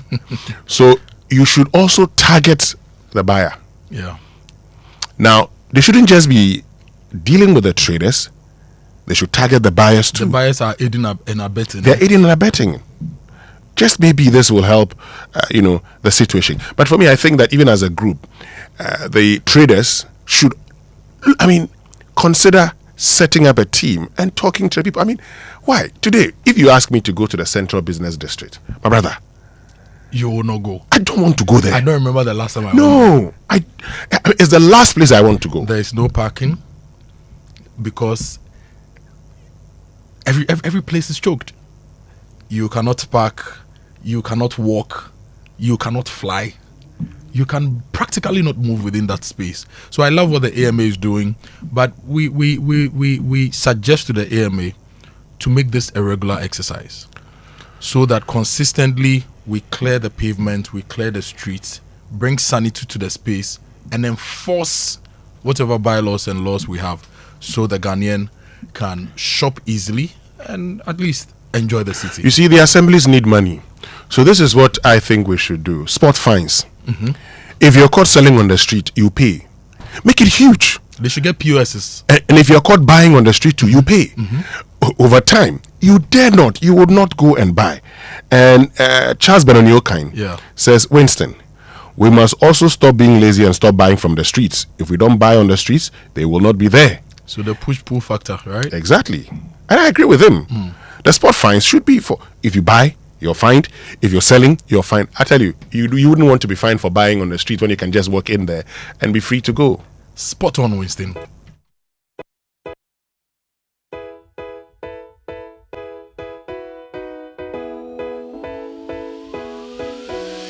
Coffee in your cup and joy on the set. The Super Morning Show is always the best bet on Joy 99.7 FM. Sunshine and joy in the morning time. Wake up to the Super Morning Show. Yeah, wake up to joy. Joy in the morning. Yeah, if you're turning on your radio, go for some joy in the morning. On the Super Morning Show. Welcome to the Joy Super Morning Show. It's 7:26. You are live on the Super Morning Show. There's a lot to talk about. Galamsey is still happening. We'll bring you some updates on Galamsey. There's also the flooding issues happening. Have you recovered, those of you in the flood-prone areas? I know it's difficult to recover when you lose a lot, but how are you coping? We'll bring you updates on flooding as well. And later, I will tell you whether you are going to suffer doomso or whether it's still the era of Yedume CSA. Boy. All I need is electricity. This whole terminology and this whole we have like people want their lights. That's all. Is it just electricity you want, or you want quality electricity? Quality. Because in fact, you can complain about the half current and the low current in your area. Low voltage, and it's actually even worse. Yeah. Charlie, this thing. Anyway, Kojo, look, I'm sure you've heard about the incredible benefits of Exilium from Total Energies. Well, let me tell you more about this premium fuel with its amazing 3-in-1 power. Total Energies introduces Exilium new formula, which is the additive enriched fuel with its powerful 3-in-1 action that cleans your engine, extends its life, and lowers your fuel consumption. Thanks to the cumulative effect of its anti-corrosion, anti-wear, and detergent additives, Exilium new formula also lowers your vehicle's fuel consumption while reducing CO2 emissions. You will drive, sir. Experience the difference with Total Energies Exilium new formula. Choose Exilium. Choose quality. And the Ghana CEO Summit is coming. The 9th Ghana CEO Summit and Expo is happening on Monday, 26th of May 2025, Kempinski Gold Coast Hotel, 9 a.m. to 5 p.m. The theme for this year's Ghana CEO Summit and Expo is Leading Ghana's Economic Reset, Transforming Business and Governance for a Sustainable Futuristic Economy, a private public sector dialogue and learning. Now, this summit will explore how transformational leadership, sustainability, digital innovation for the markets. Yeah. And governance reforms can reset Ghana's economy. Special guest of honor is the President, His Excellency John Dramani Mahama. Key highlights include CEO case presentation, public-private dialogues, panel sessions, masterclasses, keynote speeches, expert insights, and a whole lot more. There's also going to be the CEO Excellence Awards and the Strategic CEO Connect. Register now. Go to GhanaCEOSummit.com or call 0546 391 970. Email info@GhanaCEOSummit.com. Powered by the Ghana CEO Network in partnership with Deloitte, PwC, EY, GIPC, SIGA, Media General, and the Multimedia Group, inspiring business leadership and economic transformation. I'll be there, Kojo. Yes. We are all going to be there. After the Ghana CEO Summit, we have the Ghana Auto Summit, and then we have the Ghana Hotel Expo all coming up, all to ensure that we lead the right conversations to drive the growth you are looking for. And MNC Properties, your hold on. Let me tell you about GIPC's 24-hour premium service. Yes. Because if you're looking to fast track your investment process, take advantage of the Ghana Investment Promotion Center's 24-hour premium service designed to speed up investment registration and approvals. Once you submit all required documents and pay, your registration certificate renewal or quota application can be processed in just 24 hours. Yes, you heard it right. In just 24 hours, no more long waits. Just premium service designed with your business in mind. So for information on how to leverage this premium service, visit gipc.gov.gh or call 0200 112204 or 0200 112117. Kindly note that terms and conditions do apply. If you are in the Central Business District in Accra, Kumasi, Tamale, Takoradi, share your experiences with us this morning. How is the place? Congested? Is it free? Are you enjoying the space? What should be done to make your existence in these spaces better for you? 055-1111-997. Now I'll tell you about MNC Properties. If you are looking for a home, if you are looking to be a homeowner, MNC wants to partner you. They are offering you affordable houses under Fresh Property Joy. It's a property management services company, and they also sell litigation freelance. Sometimes in this region, in this city, you can buy the same land 4 times from the same people. Yes, the cousin will come and take money, the brother will come and take. But MNC is helping you to deal with these things. So take advantage of their premium listing website to advertise, to rent, and sell your properties. And your smooth journey to homeownership starts with MNC Properties. So speak to them today, 0302 551 917. MNC Properties, choice of class. Now, Toyota Ghana Camp Limited proudly presents the Starlet Day, okay? On the 30th of May, Toyota Ghana is offering free diagnostics, discounted maintenance, and 20% off Toyota genuine spare parts exclusively for all Toyota Starlet owners. Visit any of their branches in Accra, that's Graphic Road, Legon, or Motorway, and in Tema, Kumasi, Takoradi, Takwa, and enjoy unbeatable value for money while exploring exciting trading offers too. Rush now for a new Toyota Starlet from any Toyota Ghana Company Limited showroom today and enjoy 1 year or 20,000 kilometers, whichever comes first. Free service with an extended warranty of 5 years or 120,000 kilometers, whichever comes first. Own your stardom with a new Toyota Starlet and make your automobile dream a reality today. Terms and conditions apply. Ghana drives Toyota Starlet. Kofi, you know what? Tell me. Let's go take a Starlet for a test drive at the CBD. Say it's been decongested. Let's go and try. Let's see if it's really been decongested. That'll be a great one. You'll be driving. I'll be by the side. Now, if you're a beautiful customer of Omni Basic Bank, they are giving you this very important information. Please proceed to any of their branches or visit their website omnibsic.com.gh to update your account records with your Ghana card. It's very important you do this. If you need more information and help, call 0307 086 000 or 0800 or 0800 100 790. Have a beautiful day. Omni Basic Bank, not just another bank. Great. And Kingdom Books and Stationery Limited, your number one supplier of quality office essentials, equipment and furniture at affordable prices, has introduced an online store for your shopping convenience, which means you can now shop by simply logging on to kingdomstoreonline.com without physically coming to any of their branches. It is hassle-free, and they will arrange delivery to your home and office within a reasonable time. Now, they offer free delivery within Accra and Tema and accept payment via Momo across all networks. Terms and conditions have applied. At Kingdom, quality and affordability are their hallmarks. And today is the 20th of May. You have just 10 more days to participate in the SG Ghana Deposit and Drive promo.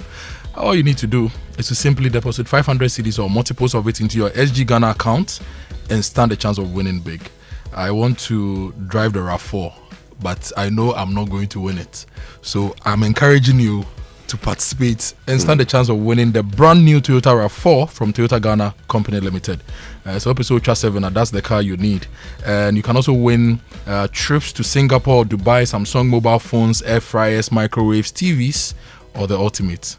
That's RAV4. So deposit more. The more you deposit, the better your chances of winning. Join the SG Ghana Deposit and Drive promo today. Visit your nearest branch or call 0302-214-314. This promo is regulated by the National Lotteries Authority under the Caritas Lottery platform. Terms and conditions apply. Societe Generale, the future is you. So Ghana, let's talk water tanks. I'm sure you know the secret to real water storage. It's simple. That's if your tank doesn't have the tortoise on it, then it's not the correct tank. That's right. The tortoise tank, Syntex tank, is the champion of water tanks. It is strong and durable and built to handle our Ghanaian weather. So rain or shine, Syntex tank has your back. So my people, go outside, check your tank, and if it doesn't have the tortoise on it, it's time to upgrade. Join the Syntex tank family today and enjoy water storage that's tough like a tortoise. Call 0244-335-168 to buy now or find one of our 400 agents nationwide. You can also shop online at syntexgh.com. Syntex tank, air strong, air tough. I'm sure you are planning the rest of your year and you could do with some extra cash in your bank account, maybe a brand new PS5 for your children, that brand new iPhone 16, the Chromebook, and other prices. That is being offered to you by Access Bank Ghana Limited in their Faketwa Beji Kesia promo. They have a pot of 500,000 Ghana cedis that you can stand a chance of, taking your share, like the national cake. All you need to do is to simply deposit a minimum of 250 cedis into your new or existing Access Bank current or savings account to join the promo. Increase it to 500 cedis or more and qualify for a draw. For the youth customers, the solo account, spend 500 cedis or more with any Access Visa card and qualify for a reward. The more you deposit, the higher your chances of winning. Remember, there will be 4 monthly mini draws and 2 mega draws between now and September 2025, and it's in partnership with the NLA on the Caritas Lottery platform. Terms and conditions apply. Join the Faketwa Beji Kesia train, save now for the future, and win big. For more information, visit ghana.accessbankplc.com or call toll free on 0800 004400. Access Bank, more than banking.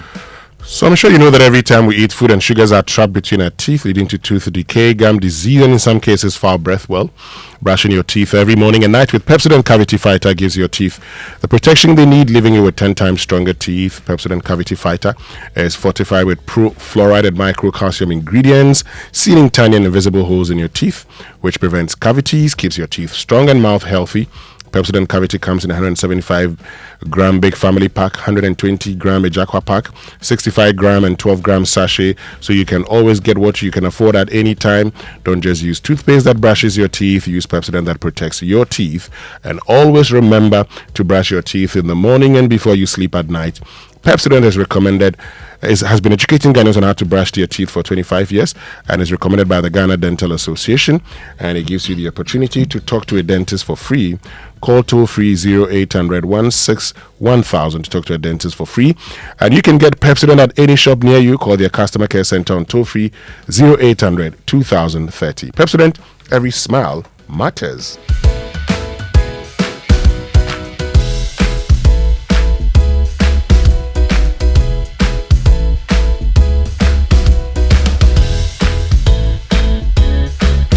You are still live on the Super Morning Show. It's 7:37. Let me say good morning to you, Mr. Mauku Afajino.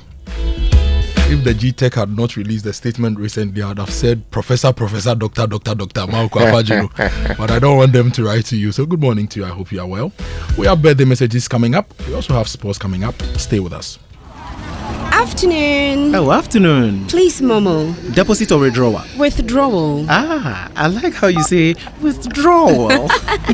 How much? 500 Ghana. Why allow cash out? Yes. I feel ball number no mami why? 0241 789. Ah, nice one. Approve. Please, the agent's name, is it Mipesika Bebre 2 Coin Ventures? Hey, into what body you now? She. My alert, I have to verify. Always confirm the name of the person you are receiving money from before accepting a request. If you receive a request from a friend to send money to an unfamiliar number, call to confirm before taking action. Do not share your number with strangers for the purpose of receiving e-cash in exchange for physical cash, because the source could be criminal and result in legal actions against you. MTN.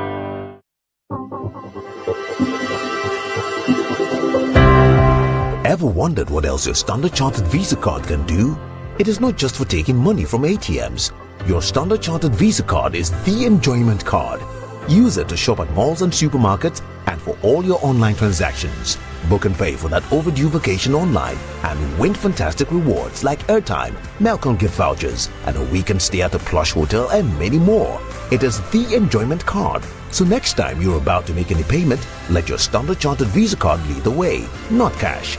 It is your gateway to secure, convenient, and rewarding payments. Visit the 360 Rewards website for more information. Standard Chartered, here for good. FPAC is effective for headaches and relieves the symptoms of flu, colds, and catarrh. FPAC blows away the pain associated with sore throats. During and after a hard day's work, FPAC relieves you of body pains. After the day's sports workout, FPAC helps the body to control the aching muscles. FPAC is effective against feverishness. FPAC reduces body temperature associated with malaria and other fevers. FPAC is effective against rheumatic pains. You can find FPAC in all pharmacy and chemical select shops throughout the country. FPAC is not recommended for children less than 16 years of age, ulcer and asthmatic patients, pregnant and lactating mothers. If symptoms persist for more than 2 days, consult your doctor. FPAC blows your pain away. FPAC Junior follows in the tradition of FPAC tablets, a trusted friend to relieve your child of pain associated with teething, catarrh, cold and fever. The good that FPAC does for you, FPAC Junior does for your child. FPAC Junior is for children between 6 months and 12 years. FPAC Junior blows your child's pain away.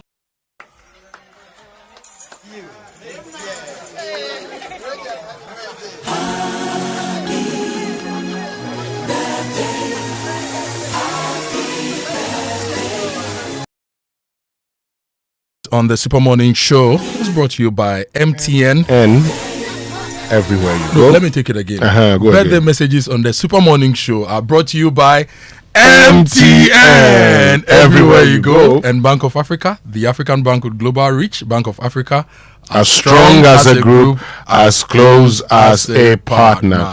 And happy birthday to Evelyn Foucault of QIC, and QIC is lucky to have you. Have a lovely day filled with joy, and may the remainder of your years overflow with wealth and above all good health. Also, happy birthday to you, Deputy Commissioner of Immigration Felix Ajiman Bosumpim, who is the Upper East Regional Commander. Happy birthday to Cyril Ade of the Audit Department of Deloitte, from your country managing partner Daniel Owusu and all staff. And happy birthday to Magdalene Botry of Shalina Healthcare Ghana Limited. Enjoy your new season of sound health, peace, success, abundance, and unending joy in every area of your life. In Jesus' mighty name, amen. And this is from Della, who's at our sales department here at the Multimedia Group. And a lot more birthday messages. Belated one to my son, Nana Kofi. He celebrated his birthday yesterday. Oh, Nana Kofi. Yes, he's 2. 2 years. Terrible 2. Nana Kofi, belated happy birthday to you. And happy birthday going out to Nana Amoah, the 7th of the Institute of Energy Security. Today is your birthday. And a special one to my sister and my brother. My sister Shamima Muslim. Oh, it's a birthday today. Yes, today is Shamima's birthday. Shamima Muslim. Yes. Deputy presidential spokesperson. Deputy presidential spokesperson. Yes. De facto deputy minister.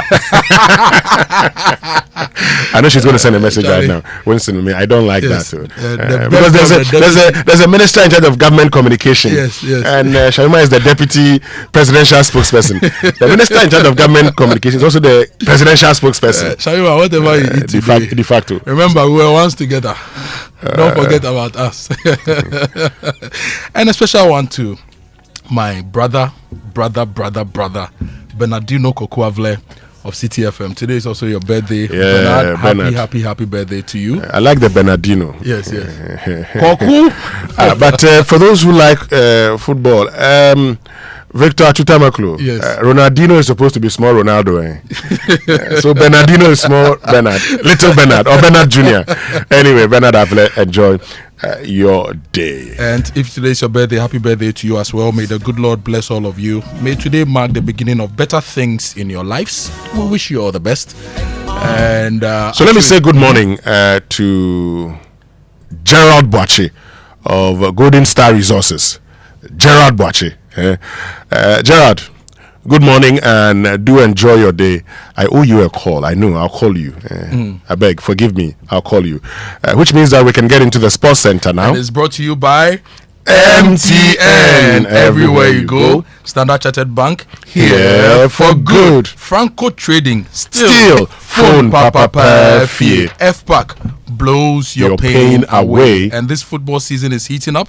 Catch every thrilling moment of the FA Cup Europa Champions League finals live and in HD this April and May on DSTV. DSTV, your home of entertainment. And she was born to innovate, lead and inspire change. She's an entrepreneur. She's Ghanaian and her community is waiting for her next big move.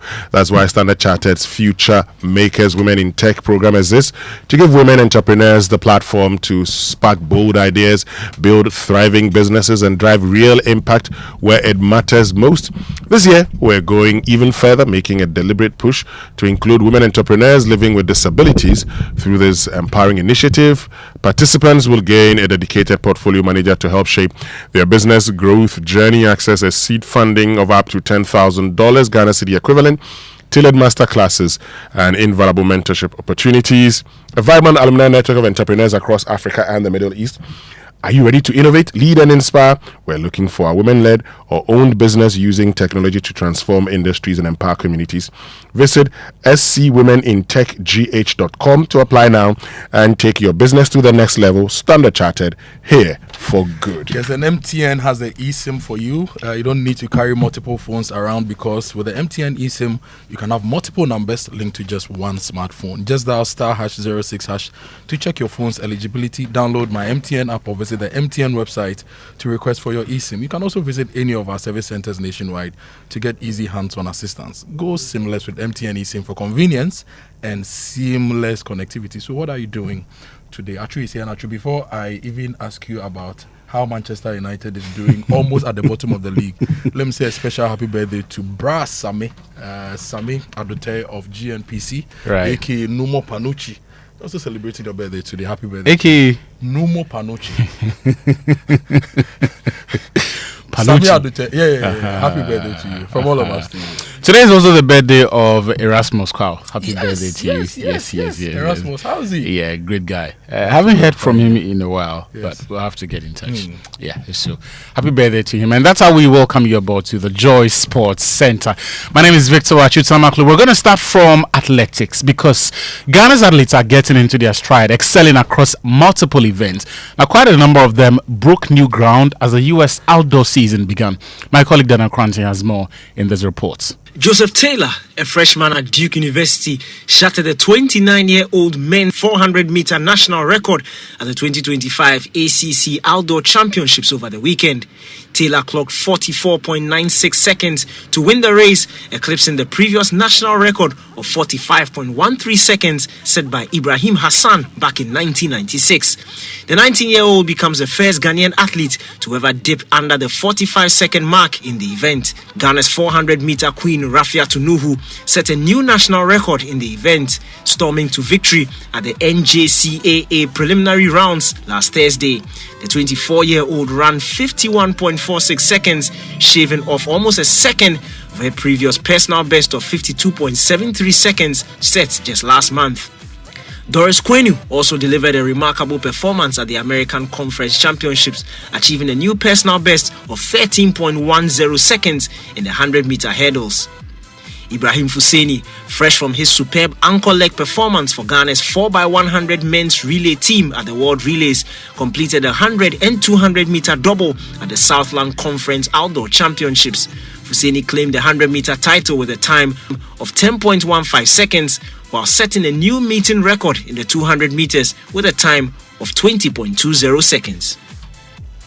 Well, those performances are why Ghana Athletics is expected to hold a national trial sometime later this year to select the best athletes to represent the country at this year's World Championships. Baf Hussein is president of Ghana Athletics. We'll do our national championship in August, where we have final selection for World Championship in Japan.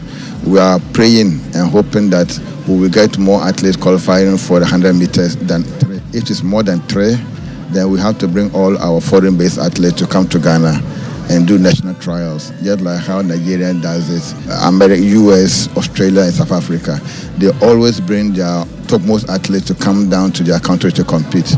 That is why we also want to do it in Ghana here. Yeah, that's the word from Baf Hussein, president of Ghana Athletics. Now, let's talk about domestic football, shall we? Because Nations FC, they've moved to the summit of the Ghana Premier League table with an emphatic 4-1 victory over Legon Cities, who were consigned to relegation after a dismal defensive display at the University of Ghana Stadium. Kelvin Ampafo scored twice for the visitors, who were ruthless in attack and capitalized on a series of costly errors from the home side. Nations are now top on 57 points, one more than second place Bebiani Gold Stars, who face Asante Kotoko on Sunday. That game will mark a month since Abdul Karim Zito was hired as interim coach. Now, in his very first press conference, Zito spoke about a few undesirable traits he had identified in the team. Well, a month later, what say you, Mr. Zito? I've seen a lot of improvement in them. They give me their listening ears. Anytime I talk to them, they listen. And this is how I want you to do things for me, and they do it. And you know, they are grown up, some with wives and children. So that is where the management criteria area comes in. You don't have to be shouting. Even if I'll shout, you know, this one day I'm shouting because you did this or you do that. You understand me? But that doesn't mean I don't like you. I'm shouting to the thing you did, not you. And seriously, they enjoy training with me. Abdul Karim Zito speaking there ahead of that game on Sunday with Bebiani Gold Stars. Congratulations to our friends at Legon Cities, relegated after 5 years in Ghana's top flights. Now, let's do more football, because the 8 teams set to compete in the first edition of the Tumu Community Cup have now been confirmed following the conclusion of the last 3 playoff games yesterday. Ademu Benin Abdul Karim has the details from Tumu.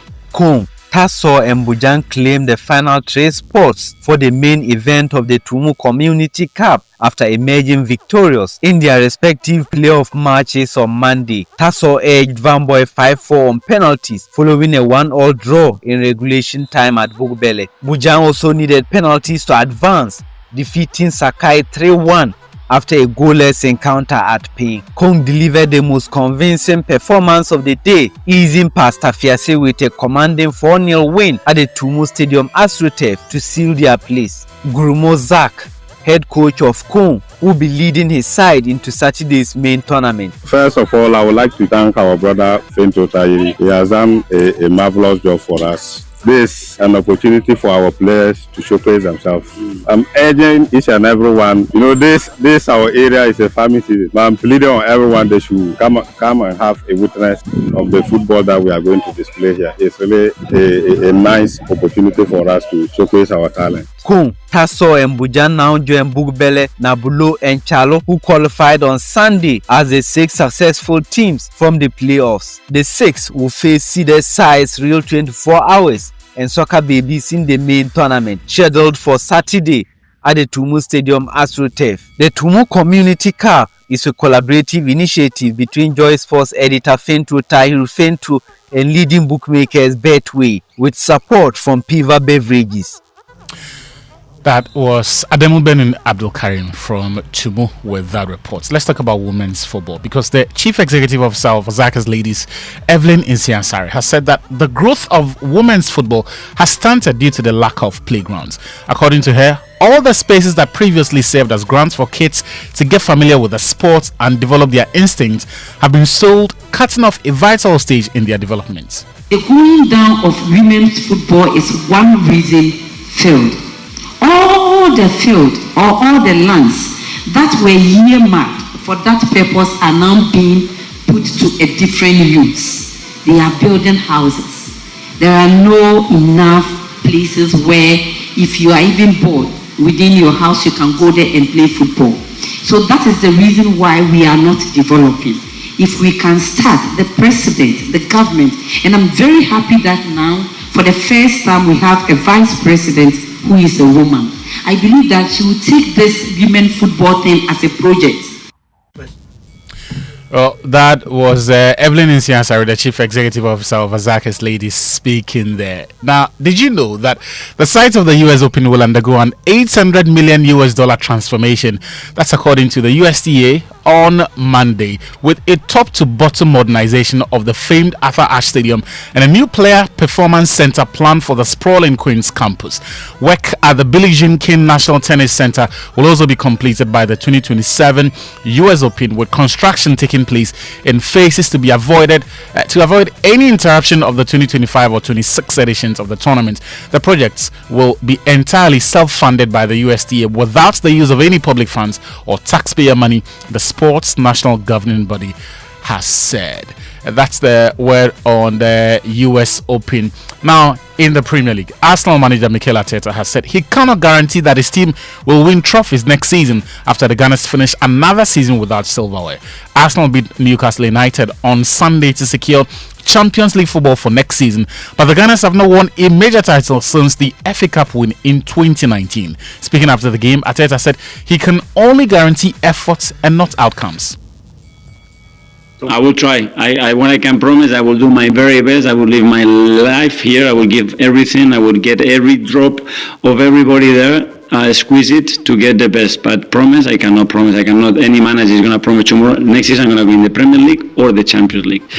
If I have to do that, I don't do it because I cannot promise anybody that. My best and the best of these players that they're going to try and go mad chasing that, I guarantee you that that's going to happen.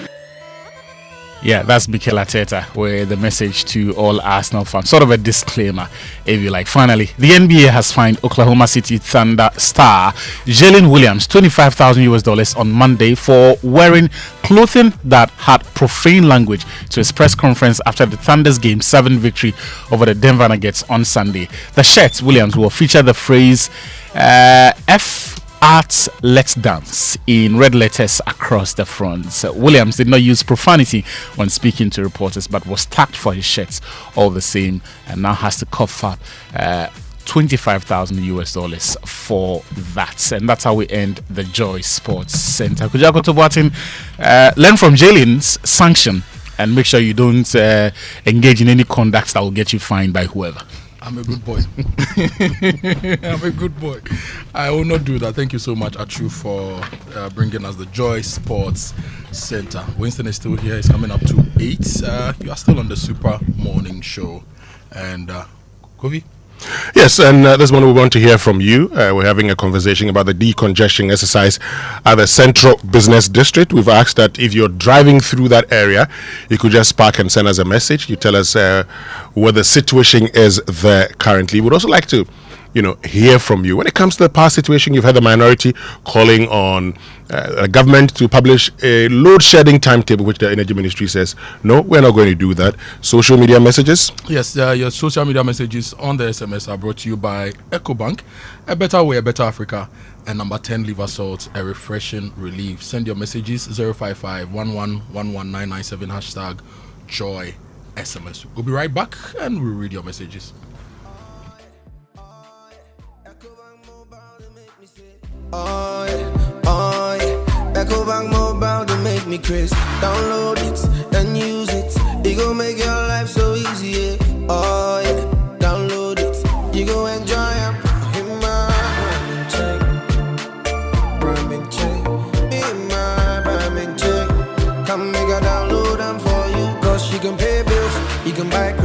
You can pay school fees, even chest tights with the Apple. Ecobank Apple.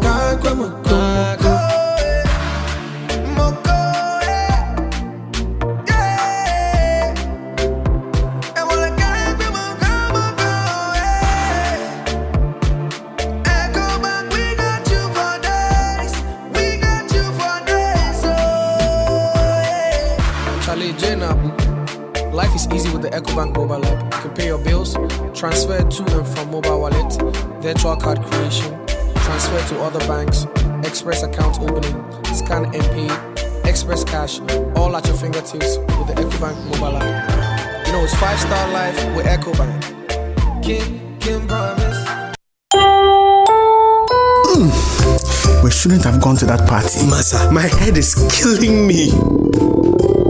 Is that your stomach? Yes. What did you eat? I don't know. Get rid of your gastric problems with number 10 liver salt. Number 10 gives you quick, effective relief from nausea, indigestion, heartburns, hangovers, and hyperacidity. And with different fruity flavors such as orange and lemon, it's a pretty tasty way to end an uncomfortable situation. Number 10 liver salt from Ernest Chemist, because everyone needs a chemist.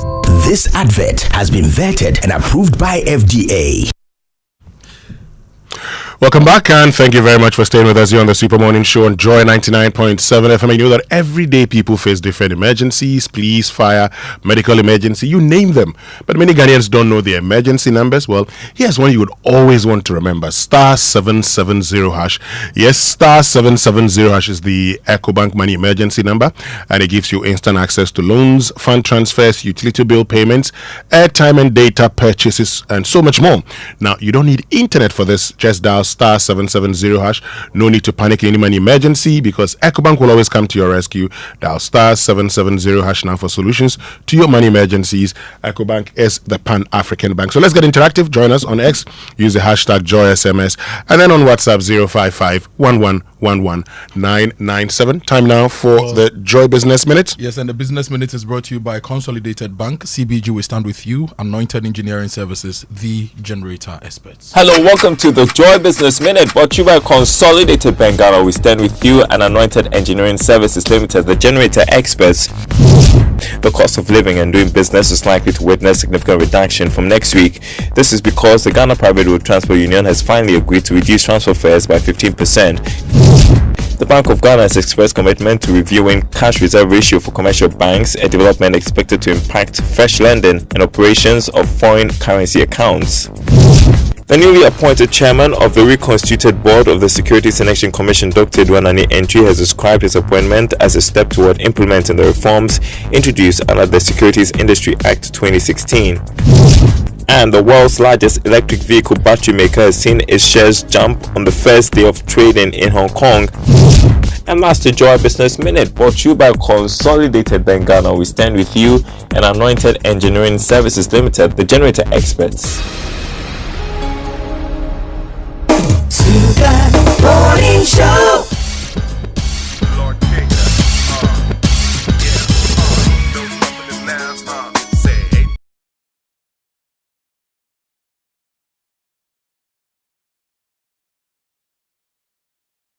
Abraham Philip Akpoko Jokenya, one of my favorite rappers of all time. And you know DJ X-Ray. Winston, don't do anything that will make me find you. DJ X-Ray was 20 years ago. Stop Fine is by a court. Or properly. You know, it's interesting, right? I'm in this studio and my back is facing Hits FM, and DJ Slim is there. His back faces us. We started our DJing career in 2005. Yeah, from Conti Radio, Focus FM. My idea. Been through it. Oh, you've tried. But DJing DJing is nice. Well, I don't DJ. It's better than talking about Doomso. Well, I don't DJ, but it doesn't impress you. I figure, yeah, it would be nice. It would be nice talking about, and you know, talking about Doomso later on the show. You're going to be sharing with us some of the numbers, and I'd also be sharing with you numbers when it comes to finances. You know, I like money for the right reasons. Yes, I'll be sharing numbers when it comes to money. Yes. So the energy minister has been talking consistently about how much we need to buy fuel. Look, I'll share our 2025 outlook with you. And then we'll do the analysis right here on the Super Morning Show. But if you're an individual, yes, you need to talk to Anointed Engineering Services. Most definitely. We are talking Dumso today. Yes. But you always have to plan ahead of time, right? So just get yourself a generator from Anointed Engineering Services. They are into the sales of ultra-silent, fuel-efficient diesel generating sets ranging from 5 kVA to 3,000 kVA at competitive prices. And it's important that you get the ultra-silent, because sometimes your generator is on, you have the power, and your windows are all closed, and your AC is firing. And you're disturbing your neighbors. Then they start praying that your generator breaks down. So you get the ultra-silent generator from Anointed Engineering Services. They offer you 24-hour emergency services, sale of original spare parts, reliable rental services, professional advice. And if you want to rent or buy tower lights, talk to them. If you also want to learn hands-on training, 80% practicals, 20% training, talk to them as well. Locate them at their new branch at Pokuase White House opposite the Eco Block building, or the head office at number 77 Anointed House on the Doko Malam Main Highway near the Doko traffic light. They also have 21 branches nationwide. Call them on 0540 109 493 0540 109 493. Anointed, the generator experts. And if you're an individual trader looking to expand your business, then look no further, because Consolidated Bank Ghana Solo Loan is the perfect financial boost for you. You can access a loan of up to 200,000 Ghana cedis, Kojo, with no collateral, and you repay conveniently within 12 months. And you're bad, but you're bad crap. The Consolidated Bank Ghana Solo Loan is designed to support your daily operations and ensure the uninterrupted cash flow of your business. Sign up for the Consolidated Bank Ghana Solo Loan today and take your business to the next level. Experience a quick and easy process when you apply. Remember, no collateral is required. For further inquiries, visit any Consolidated Bank Ghana branch nationwide, or call their contact center on 0302 216 000, or via their social media handles on Facebook, Instagram, and X. Email them on talktous@cbg.com.gh. Terms and conditions apply. CBG, we stand with you.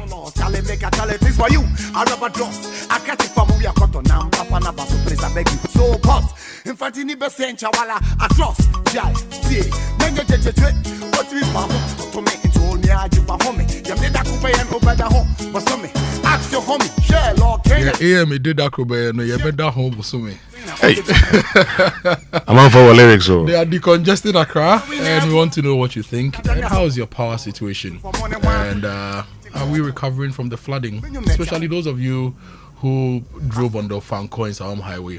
We know a lot of you got stuck. A lot of you had water entering your cars. How are you dealing with all these things?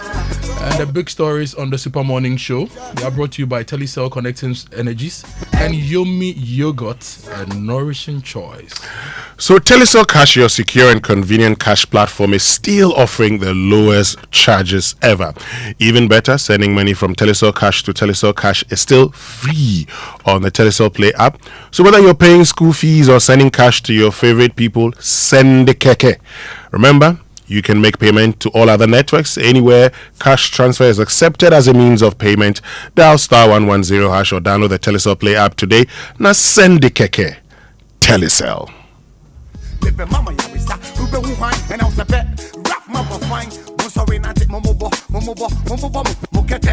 Money gani I'm supposed to like it.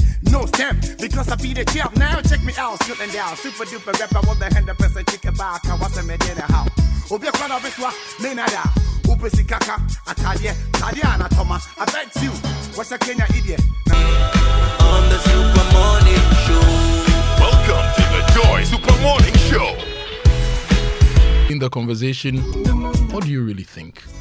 Are these politicians even serious about delivering the goods when it comes to power? When the NPP was in power or in government, we had a lot of episodes of Dumso. We asked for a timetable. The minister then said no, there was no Dumso. In fact, there was a full campaign. You Dume CSC. Now there's a new government in office, 5 months into governance. The opposition says no, the power situation has gotten worse, so publish a timetable. Minister also says no, these are just local faults. We are looking for money to invest in fuel. We are looking for money to invest in the right resources to keep your power on. But you, Is your power on consistently? Is it quality electricity? Let's talk about your bills. You know, recently the electricity bills were increased. How are you managing that? Talk to us this morning, 055 1199 997. If you want to send us a voice note, you can do that as well on WhatsApp, 055 11997. Telecel cash. You for sort out your old boy, send it keke. Your girl they bill you, send it keke. Merchant payment, send it keke to all networks. T-Cash agents in Swatch baby. You won't buy some 1212, send it keke. And even better, T-Cash to T-Cash transfers are still free on the Telecel Play app. Telecel Cash is a secure and convenient platform for cash transfers across all networks and anywhere mobile money transactions are made. Dial *110# to send money at the lowest charges ever, or download the Telecel Play app to send cash to T-Cash wallets for free. Telecel Cash. Send the keke. Are you tired of rising fuel costs and frequent service and maintenance draining your budget? Are you a transport business thinking of the best eco-friendly and cost-saving option for a car? Then switch to the Cerio Nano 3 electric vehicle. The Cerio Nano 3 EV is proudly marketed and distributed in Ghana by Anointed Engineering Services Limited. The sleek Cerio Nano 3 electric vehicle, with its advanced technology and high performance, emits zero emissions because it does not run on fossil fuels. No need to worry about a charging station because you can charge your Cerio at home directly by plugging into the socket. The Cerio Nano 3 electric vehicle offers unmatched comfort, interior design, fast charging, long-lasting battery, and a portable digital ultra-silent genset for backup charging no matter your power situation anywhere. Visit our brand new and ultra-modern showrooms in Accra and Kumasi.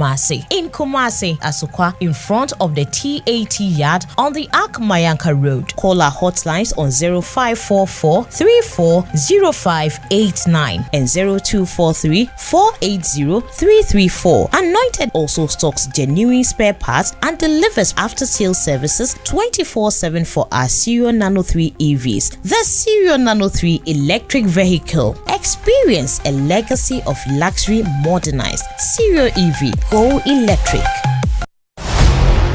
The EcoBank Joy News Habitat Fair 2025. Dream it. Own it. Live it. Coming soon.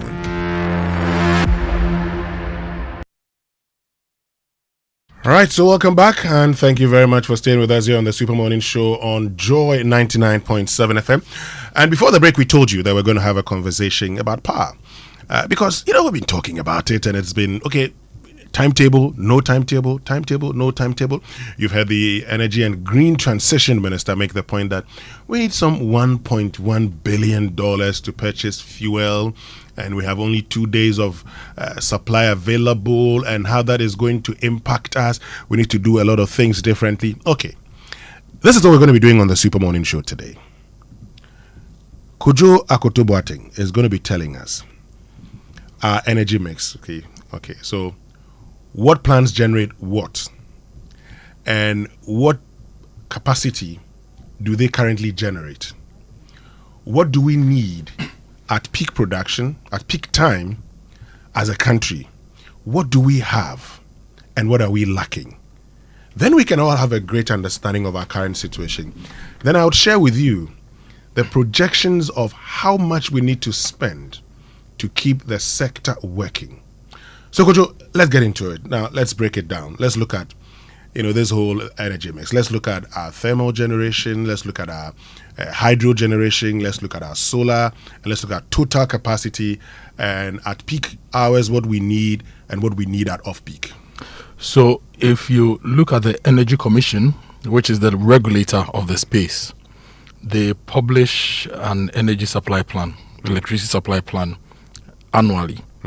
If you go to their website now, you'll find the supply plans up to 2021. But Gridco, which is the institution that controls and manages the National Interconnected Transmission System, also publishes same and all these institutions work together. So typically your national electricity supply plan, all the institutions, VRA, IPPs, ECG, Energy Ministry, Gridco, they all work together, and they bring the technical people together to do a technical assessment of everything and publish that plan. So this is purely a technical job that tells us where we are going, and the various issues to do with power, right? But to help all of us understand some of the things, I'd like us to start with where we've been and where we are now. Okay. Right.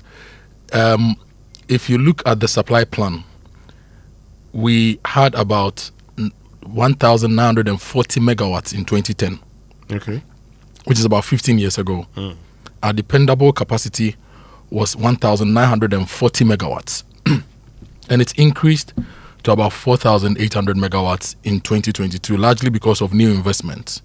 You remember, we had Car Power coming in, we had Ameri coming in, we had Asogli coming in, we had Eli Power coming in, we had the Ghana Gas coming in, we had the solar platforms, right? Yeah. So that enabled us to increase our dependable capacity. Now, when we say dependable capacity, what do we mean? You have a car that is designed to do 160 kilometers per hour at standard temperature and pressure, all things being equal. But this car, based on the fuel, the way you drive it, the road and everything, this car can give you maximum 100 kilometers per hour. That's the dependable speed that it can give you continuously. So you'd have extra 60 kilometers per hour, a possible opportunity of adding 60 kilometers per hour to your speed, but you do not have it, right? Or you have a 6-bedroom house.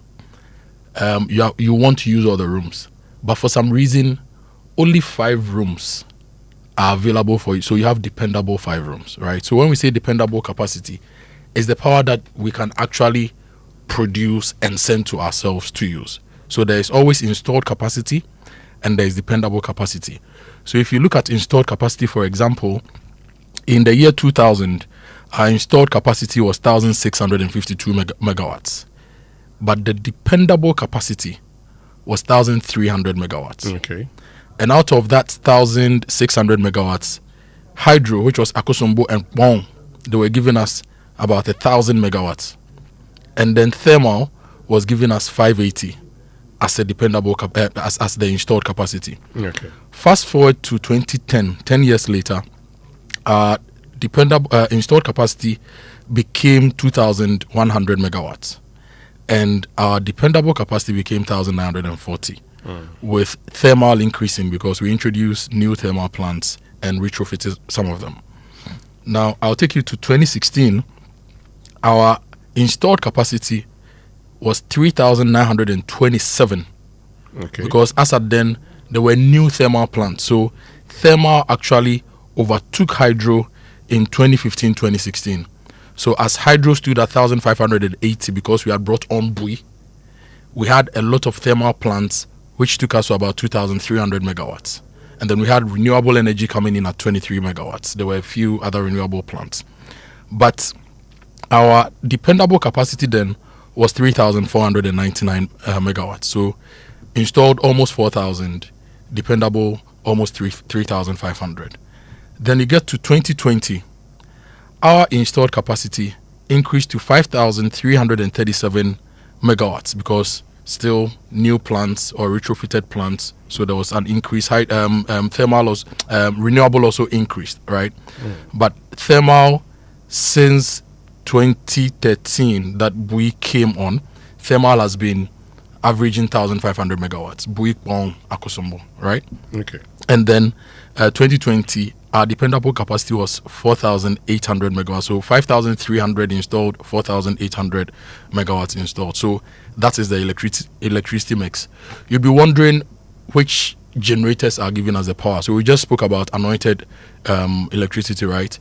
When you buy a generator, you have a power plant because you need fuel, you need also, then it gives you electricity, right? So the power plants we are talking about, hydro uses gravity from water to turn turbines to give you electricity. And then the thermal plants burn fuel to turn the machinery to give you electricity. So that's basically the difference between the two. Now, if you look at our hydropower plants, we have Akosombo, we have Bong, we have Bui. Akosombo is 1,000 megawatts, Bong is 160, Bui is 400, and you have the Chachadu hydro, it's a mini hydro plant, which is less than a megawatt. Okay. And so in total, these hydro plants give you 1,500 megawatts installed capacity, but dependable is 1,300. Then you go to the thermal power plant. You have one in Takrade Power Company, TAPCO. You have Takrade International Company, TICO. You have Thermal 1 power plant, TT1PP. Thermal 2 power plant. You have SSNIT Energy, Bon Thermal Plant, Ameri, Sunon Asogli, Car Power, Amandi, AXA, Sen Power, and then Eli Power, Bridge Power. And then you also have Gensa Energy. All these put together gives you about 3,758. Then we have the VRA Solar in Avrongo, VRA Solar in Laura, VRA Solar in Kaleo, BXC Solar, Menergy, Mainergy, Bui Solar, and Safisana Biogas. So all these things put together gives you power. Now, we also export some electricity to some of our neighboring countries. So if we have, say, 4,000, we don't use it all here. Sure. We export some to our neighboring countries. Now, why are we talking about Dumso, and why is it important that we understand some of these? Because these plants need a lot of fuel to run. The hydro plants don't need fuel to run. God gave us a lot of water. These plants need a lot of fuel to run.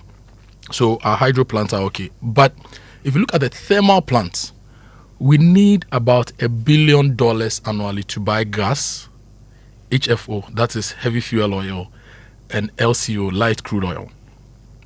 Okay, now funding fuel purchases has been one of the biggest challenges for Ghana, especially the fact that we buy fuel in dollars and sell the electricity to consumers largely in cities. And at certain bandwidths, it's even subsidized, the lifeline bandwidth. And aside that too, there's a lot of technical and commercial losses in the system. People don't pay their electricity bills. When the power producers produce power, they transmit it to, so Gridco takes that power from the power producers at a certain voltage, transmit it through the big pylons we see, and then brings them to bulk supply points to be redistributed further to us. And the process of increasing voltage, stepping down voltage, changing the voltage from one form to the other or from some magnitude to the other results in some losses. And actually transporting the electricity from all those places also results in losses. That's why for a very long time, the technical committee had been saying that we should set up power plants also in the middle belt, like Kumasi.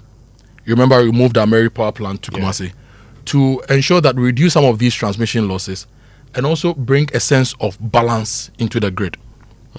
So these are the power plants we have, and we need $1 billion on average annually to produce electricity, to buy fuel to produce electricity.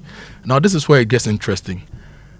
Your average demand outlook between 2023 to 2025. In 2023, our peak demand projection was 3,987. 2024 was 4,257. 2025 is projected to be 4,491. But if you follow some of the economists like Professor John Gachi, he says if you want to run a 24-hour economy, you need more electricity, right? Because you expect more activity and more power use. So even this 4,491 projection, there are people who believe that we should take it a notch higher. If 24-hour economy is going to work, then we should take it a notch higher to say 5,000 megawatts. Now the question is, do you have enough installed capacity? Enough installed capacity to give you this 5,000 megawatts consistently, morning, afternoon, evening? And if you do, have you fixed the financial and the management related issues to be able to sell power, recover the money, and buy fuel to run the plants? Your Pong, Bui, Chachadu, and Akosombo don't need you importing fuel. God gives us the water. But your other plants need you to buy fuel. There's this bit to do with Ghana Gas coming in and also ensuring that we get gas locally, because previously our gas was taken from Nigeria through the West Africa gas pipeline project. At a point, we also wanted to set up a regasification business. We wanted to import a lot of gas into the country and use that gas also to deal with these issues. So this is largely everything. We need about 5,000 megawatts of electricity if 24-hour economy is going to be successful.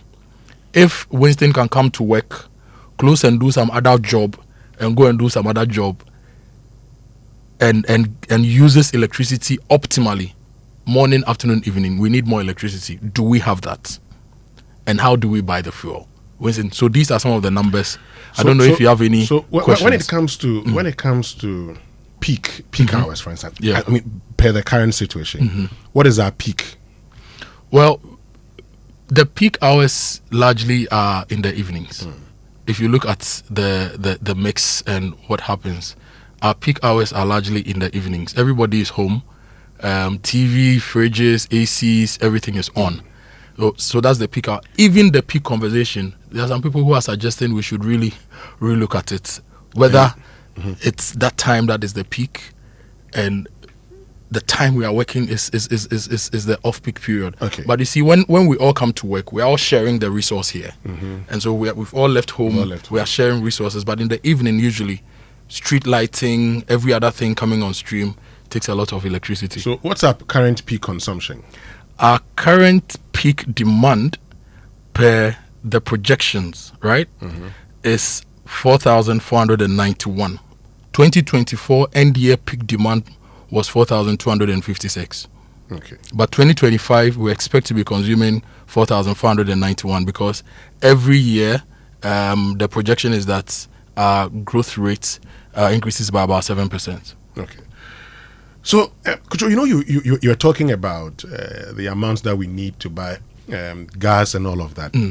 I quickly went for the 2025 energy outlook prepared by the Energy Commission.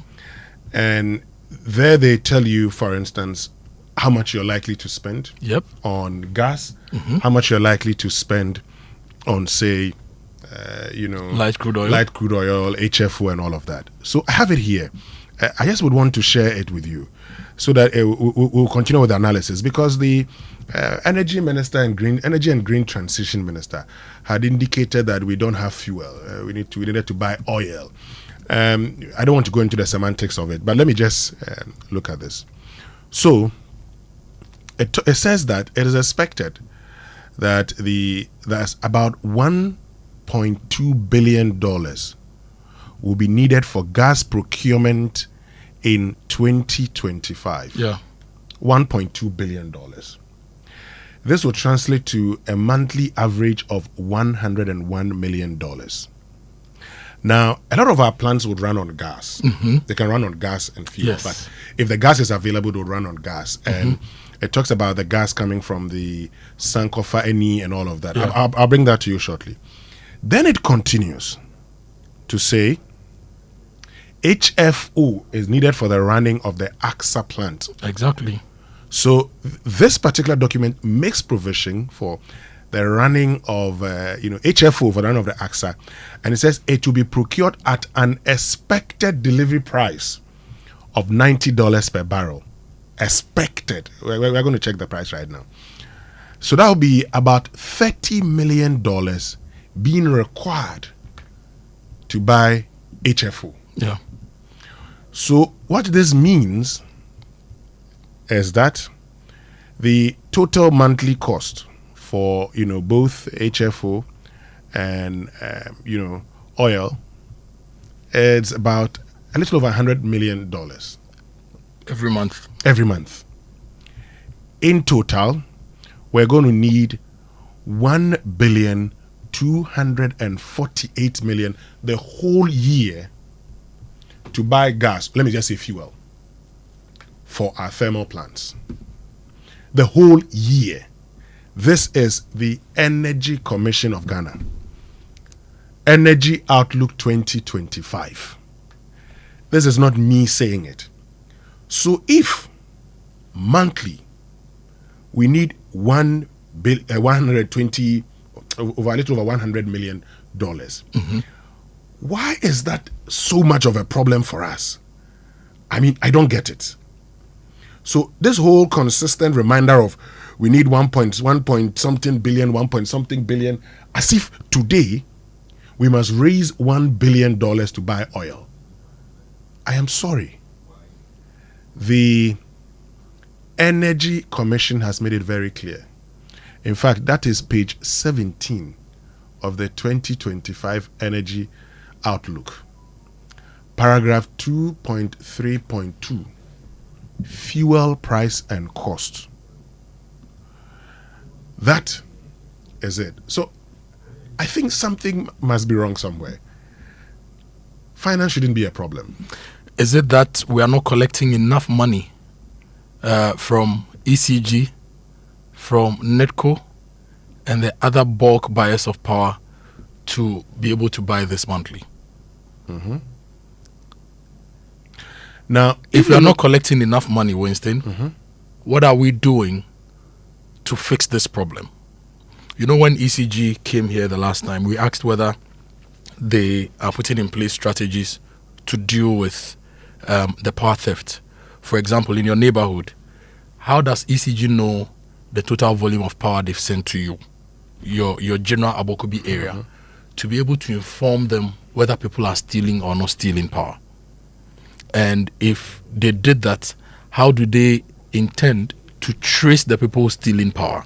So that this problem of those having to pay more because of inefficiencies in the system is removed. So, I mean, you're very right. It's one of the things we have to look at. But you see, I've also seen something here. Now, it says fossil fuel risk. And I like, research, because it actually would tell you what to expect. Yeah. Currently, all thermal power plants in Ghana, except some units of AXA plant, run on natural gas as their primary fuel. About 80% of the thermal plants are dual fueled, with their secondary fuel being liquid fuels, LCO and DFO. These plants provide strategic options for generations in instances where gas supply interruptions occur due to what? Planned and unplanned maintenance of gas facilities. Listen to this carefully. In 2025, significant gas supply challenges are expected due to what? Major planned major planned maintenance activities. I'm going to be sharing those activities shortly. Consequently, it will be essential to either increase gas supply from import and available domestic sources or procure liquid fuels to ensure the continued operation of the dual-fueled thermal plants during these maintenance periods. The point simply here is, this is a document that is an outlook into 2025. The outlook into 2025 told you that there was going to be planned maintenance. It didn't say unplanned though. Mostly planned maintenance. Yep. And it says because of that, it will be essential to either increase gas supply from imports and available domestic sources, which is Sankofa and AGPP, that's our Twabo gas processing plant, or you procure liquid fuels to ensure the continued operation of the dual fuel thermal plants during these maintenance period. I, in my world, do not understand the difficulty in this. Because the technical team met, you know what WAPCO is going to do for maintenance, Ghana Gas is going to do for you know what every unit within this mix of the energy sector players are going to do. So once you know that, you plan, unless it's an unplanned event. You plan and you know that at this point you are going to get this, at this point you are not going to get this, because, for example, different plants run on different fuels, like you said. Takrady Power Company runs on oil and natural gas. So if you know that we are going to have natural gas issues in September, for example, within that enclave, you plan to get oil on standby, don't you? The Takrady International Company, TICO, also runs on oil and natural gas. I nearly said national gas. Asogli runs on gas. Thermal Plant 1, oil and gas. 2, oil and gas. SSNIT, oil and gas. Thermal Plant, oil and gas. Aomasu Thermal, which is Ameri gas. Car Power, gas and HFO. AXA, HFO, gas. Sempower, oil and gas. Amandi, so all of them. And you see, again, I go to the recommendations. And this would shock you. It says, the following recommendations are made when it comes to electricity. Overdrafting of hydropower plants must be strictly avoided to ensure sustainable operations. Accordingly, the allocated hydro generation targets for Akosombo and Kpong should not be exceeded. In the event of higher than anticipated inflows, generation plans should be reviewed and adjusted in collaboration with relevant stakeholders. Then that's point 2. We're getting home now. Security and adequacy of fuel supply to thermal plants remain the single most important risk to power supply reliability in the country. This is Energy Commission. So the thing, it's when it comes to the thermal plants, it's not an engineering problem. It's a money problem. It's a money problem. I nearly said procurement. I don't know. It's a money problem. Let me continue. I mean, thermal plants, the gas availability, the planning and the provision of gas and fuel for the plants, right?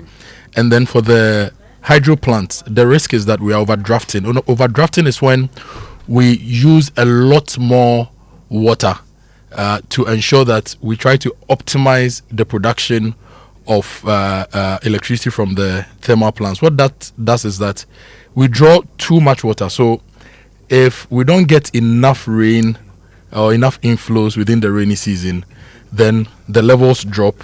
And instead of, say, 4 turbines at Akosombo running consistently, we may have to reduce the turbines you are running. So Akosombo has about 6 turbines. And so overdrafting is where we know that right now it may be unsustainable to run all 6 turbines because we will draw a lot more water and not be able to consistently run all 6 over the period. So those are some of the challenges and concerns being raised. They continue. Since you are an engineer, you know this. I'm not here to. that last... based on GTech, and I always say this, if you've not gone to the Ghana Institution of Engineers, written the exam, been inducted as a fellow, as a member, I won't hold myself as an engineer. Okay. Never. Or severe. Never. So let me continue. It says, in this regard, it is strongly recommended that all stakeholders work together and timely to ensure that the fuel supply is adequate and secure. And one of the things we say in finance and accounting is planning. Once you know what is expected of you, so at every point in time, I know what I must get in order to function. You must make the funds available. Point 3 says, consequently, the Commission recommends that when domestic gas supply is insufficient to meet demand, increasing imports from Nigeria should be pursued first. Purchasing liquid fuel, such as LCO and DFO, should be the last fuel supply option due to the high cost and environmental impact. This is the recommendation of the Energy Commission. So we should always prioritize gas? Yes. And so in our planning, we need to find all the standby sources of gas for whenever we have any issues. Right? Yeah. And then if we don't get it and doomsday is imminent, then we can rush in and bring in the liquid fuels. Exactly. Okay. But then it continues also and says, quantities, listen to this carefully, quantities of liquid fuels, LCO, HFO, and diesel, therefore, need to be procured, Kojo, and stored. Procured and stored for use at the respective dual-fired thermal plants in case of instances of gas supply interruption. So they are telling you that you must prepare for it. So at no point in time would you show up and tell me we have 2.6 days left. And this thing is planned ahead. Exactly. Right? The supply plan is planned. The technical team meets to work on this. So, based on this, what has been the strategy so far this year to ensure that we get the fuel? Exactly. Is it a money issue? If it's a money issue, how are we resolving it? For example, at this point that the cedi is appreciating against the dollar, it's actually going to be cheaper for our power producers to produce power. Yeah, unless we have gone hedging. But I'm not sure. Exactly. Maybe I'm not sure. But let me even add point 5. Due to the growing electricity demand, there is a need to make medium to long-term arrangements to increase gas supply volumes to enable more thermal generation to avoid excessive drawdown on Akosombo and Bui hydro facilities. Now, at this point, just listen to the Energy Minister. I want you to listen to the Energy Minister, John Jinapor. I'll come back. I'll share something with you. Listen to him. Last year alone, government spent over 24 billion cedis in energy sector.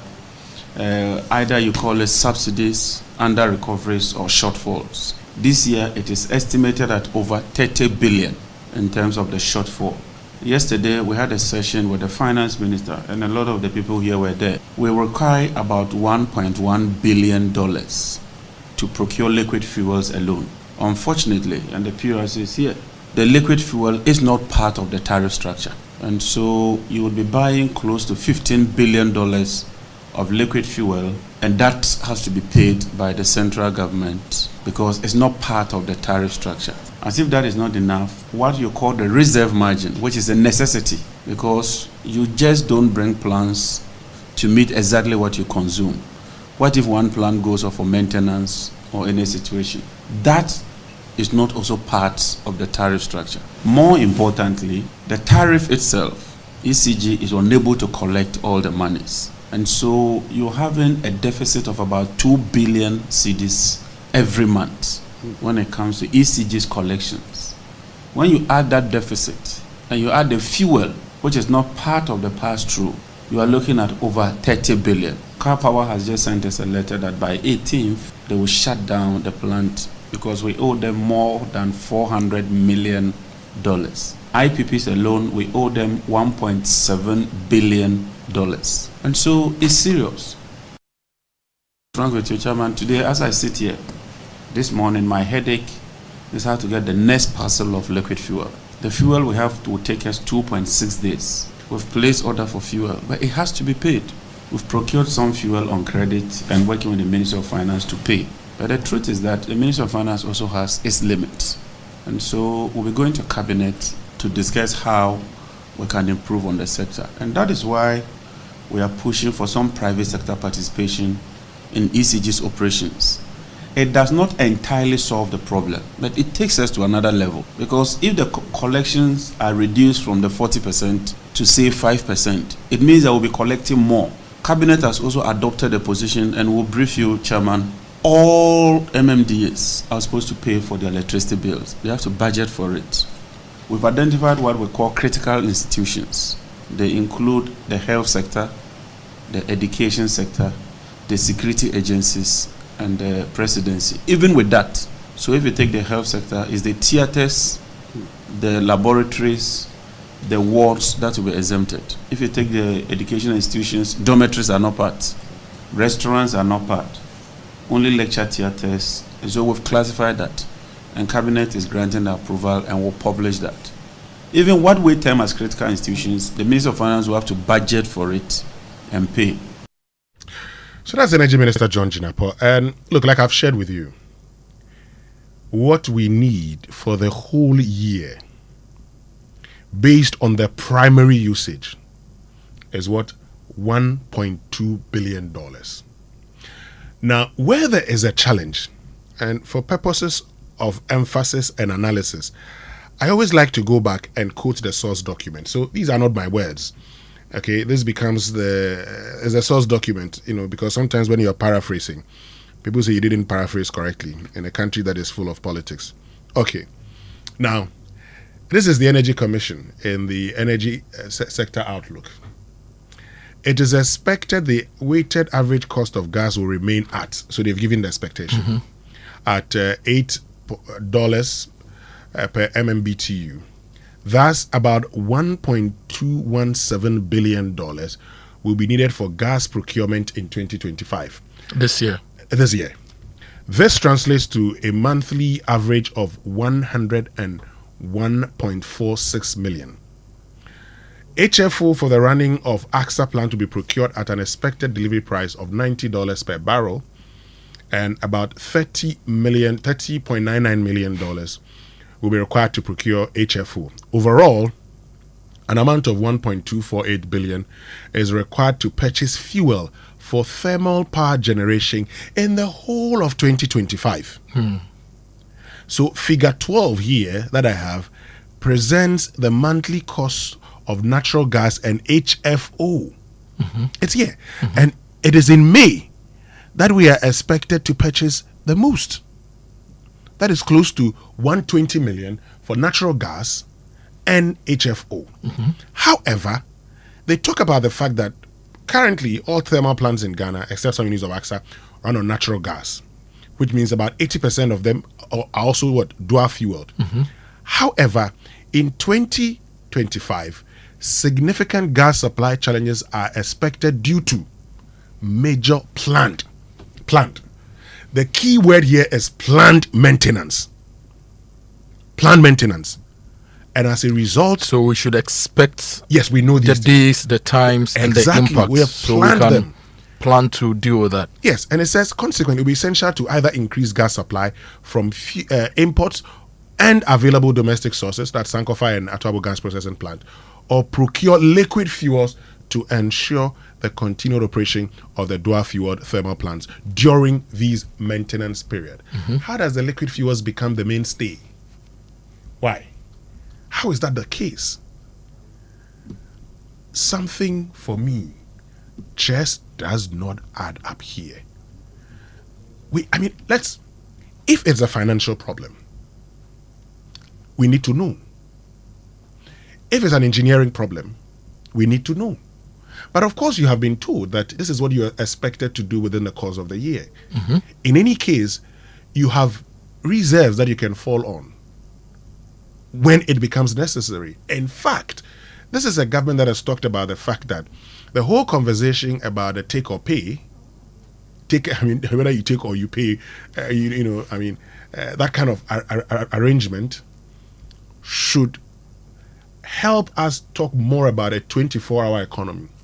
So those that are prepared to run a 24-hour economy will be assisted to do so by being provided with cheap electricity. And we have said the last time we had the Joy News and Amalgam of Professional Body Speaker series, David Ofosu-Dotte talked about how we should be thinking about increasing even power generation to 20,000 megawatts. Yeah. And we don't industrialize it. So what's the problem? The problem is in the amount of power being produced and the amount of power being sold. Okay? And the problem is with ECG, its operations, and the matters therein. I'll give you an example. If you look at their tariff proposals to the PURC, they mentioned exchange rate losses as a whole lot of things, right? And all those things. And then they also give us a sense of their system losses. For example, in 2021, they bought 14,000 gigawatt hours of power, right? They sold 10,000. So we lost 29% of the power they bought. 2024, they bought 16,000 gigawatt hours of power. They sold 13,000. We lost 21%. If you look at their annual report, the latest I found on their website is the one for 2023. If they have 2024, please, they should share. Now, if you look at revenue and cost structure, for example, they sold 2023, they sold 14.9 billion Ghana cedis worth of electricity. Public lighting levy brought in 191 million Ghana cedis, and that's also a conversation you must have. 191 million Ghana cedis. We hardly have our street lights working. Government and other contribution and amortization, 32 million. Street lighting shortfall recovery, 566 million. Reconnection and meter maintenance fee, 53 million. So their revenue total was 15.7 billion. Okay? And there was a Government of Ghana grant of 6 billion. Now, if you look at their direct costs, they bought power worth 19.5 billion in 2023, and they sold 14.9 billion Ghana cedis in power. How is that possible? How is that not possible? Are people not stealing power?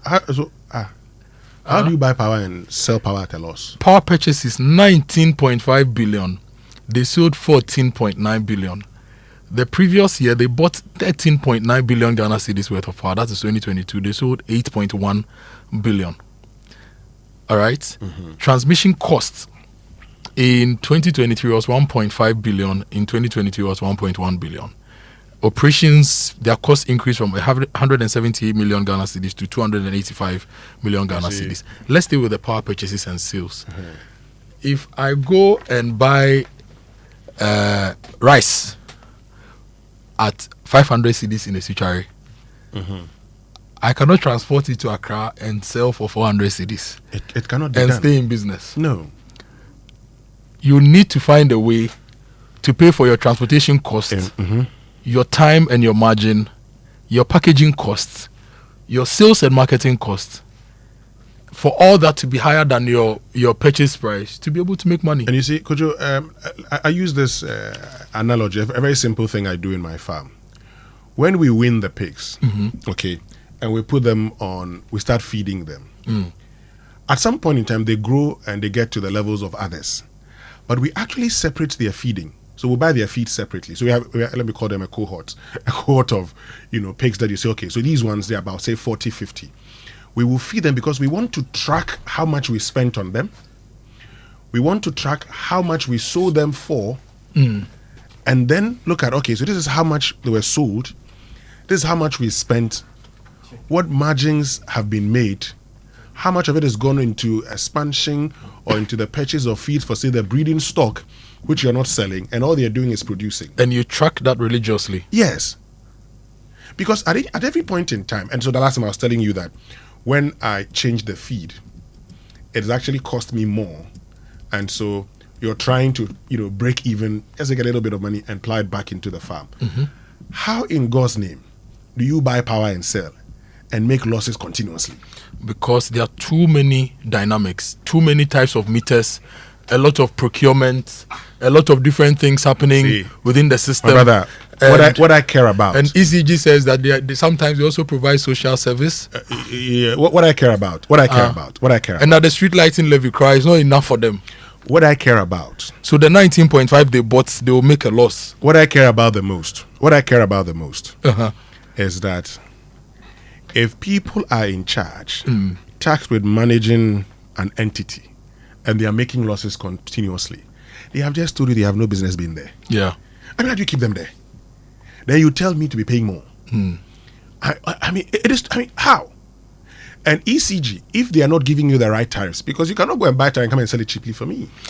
Let me read this press release. Before I get onto the phone lines. Yes, from Indra Company Limited. Why am I reading this? We are talking about monitoring, measurement, billing, and reducing costs, right? If I remember very well, the time ECG acquired this management software, it cost us about 6 million. I've forgotten whether it was dollars or cedis. And what we were told was that it was going to make them very efficient with everything, including billing. Now, the statement which was released, I'll take out some of the and come to the ECG portion. It says ECG is the largest electricity distribution company in Ghana and has nearly 2.8 million customers, which represents 80% of the nation's entire market. Now the amount has even been stated here. The contract for nearly 8 million euros strengthens the company's position, the company selling the software to us, in the African energy sector and its leadership as a global provider. More than 140 companies in over 30 countries have implemented these management solutions for energy and utilities. Now, this commercial management system is designed to automate and optimize the company's entire commercial cycle, from readings, billing, and collection to providing customer service, which ECG is perfect. There are different levels of customer service. When you have a problem and you call them, they will listen to you. As to whether it will be solved immediately, that's the other leg of the customer service issue. So, to providing customer service, managing service orders, and service indicators.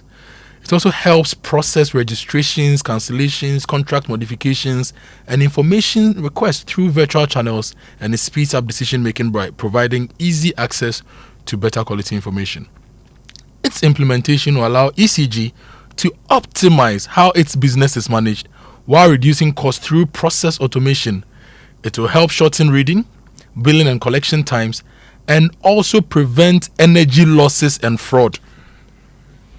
On the other hand, the power company's customers will have access to more service channels, they will receive assistance faster, and they will benefit from improved service thanks to the accuracy of the information provided by the system.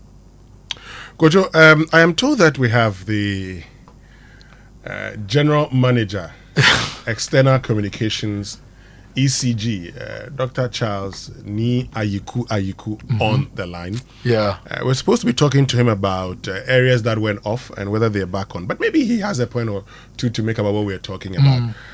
Dr. Ayiku, good morning and thank you very much for joining us. Thank you very much and good morning to you and your listeners. Great. Before we get into the conversation about the restoration of power to areas that were affected by the flood and all of that, do you want to make any point about what we have been discussing about power challenges? Well, if I have to make a very quick point about the challenges, I would want to quickly talk about some key interventions being made by the company.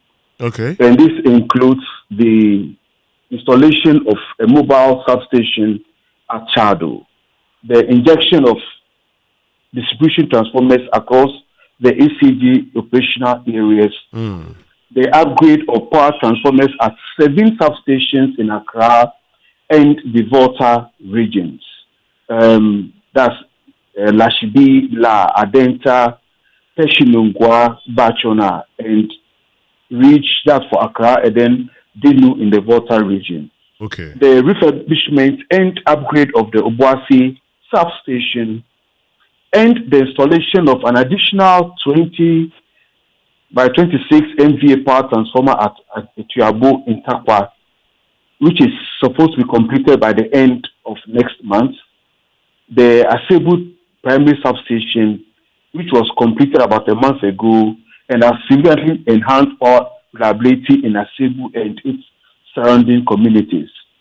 Yes, the issue about the low voltage in the Volta region has also been enhanced. So the low voltage and the low voltage is not just in the Volta region. Dr. Ayiku, the low voltage that you talk about is not just in the Volta region. In areas like in Accra, areas like Amra even in my area, so that's why I mentioned the injection and of our distribution transformers within these areas and the upgrade of our power transformers. So all of these things are some key interventions being put in place by the company. So, but when you move to the issue that happened on Sunday, the 18th of May, as at last night, we've restored power to all the affected areas. And I would like to inform our customers and the general public that if you are within these areas, that's the Baltimore Stadium area, the affordable housing, the Baltimore Township, the Little Roses area, Lakeside, Nana Chrome, Kisiman, the Mipilatu, Christian Village, School Junction, Melcom, Maijo, Zoom Lion, University Farms, Tasagu Third Gate, Legon Hills, Santor, Blue Kiosk, Medina Islam University area. Sort of, you should kindly call our 4th center or our call center on 0302 611 611, or also contact us via our social media handles via ECGGH official. You can also go to our website ecg.com.gh for more information. You can also follow us on our WhatsApp channel. So when you go to the website, you can scan or join our WhatsApp channel for up-to-the-minute updates of all of our activities. Okay. Dr. Ayiku, before you go, because so thank you very much for that update. And listeners, if you still have challenges, just share it with us or call the numbers that he's put out. But because you talked about, the things you're doing, I'm just curious because we're, reviewing lots of information and lots of data. And one that, shocked many of us that you bought power in 2023 for 19.5 billion and sold it for around 15 billion. How is that possible? Yeah, unfortunately, I don't have the documents that you are reading from. It's in your 2023 annual report. And my very good friend, Sami Odami, didn't inform me about making those figures ready. So that's fair. I don't have them at the moment. But what I'll do is that I'll get back to you so that we can address that. Exactly. I agree with you. That's fair. Thank you very, very much. Thank you very much. Dr. Charles Ni Ayiku, who's General Manager, External Communications, ECG, joining us this morning here on the Super Morning Show. Kojo, we have just 2 minutes to 9. We need to take a short break. Yeah. When we return, we'll get into a conversation. Even our power goes off sometimes. Yes, so the conversation must go off small. Yes, we'll wrap up on the power situation. We'll have a conversation about floods. We'll be right back. When I wake up in the morning, I brush my teeth with Kojo Akoto toothpaste. This gives me confidence all day. Anytime you meet Amma, don't be surprised I smile showing my beautiful white teeth because I don't have cavity thanks to Kojo Akoto toothpaste for its natural charcoal properties. In fact, we are like twins. I can't go without my Kojo Akoto toothpaste. That be why I dey use Kojo Akoto toothpaste morning and night when I dey go bed safe. It dey make my teeth white when it dey comot every scent from my mouth inside. My confidence level they go up, so I dey show my 32 teeth all. Introducing the Kojo Akoto toothpaste, formulated with activated bamboo charcoal powder, ensures whiter teeth and removes bad breath. The strong natural property of the activated bamboo charcoal removes bacteria, absorbs surface stains on our teeth caused by coffee, wines, and tobacco. Welcome, Kojo Akoto toothpaste. Kojo Akoto toothpaste, Sankofa Yenchi. Kel, happy smile. This advert is FDA approved.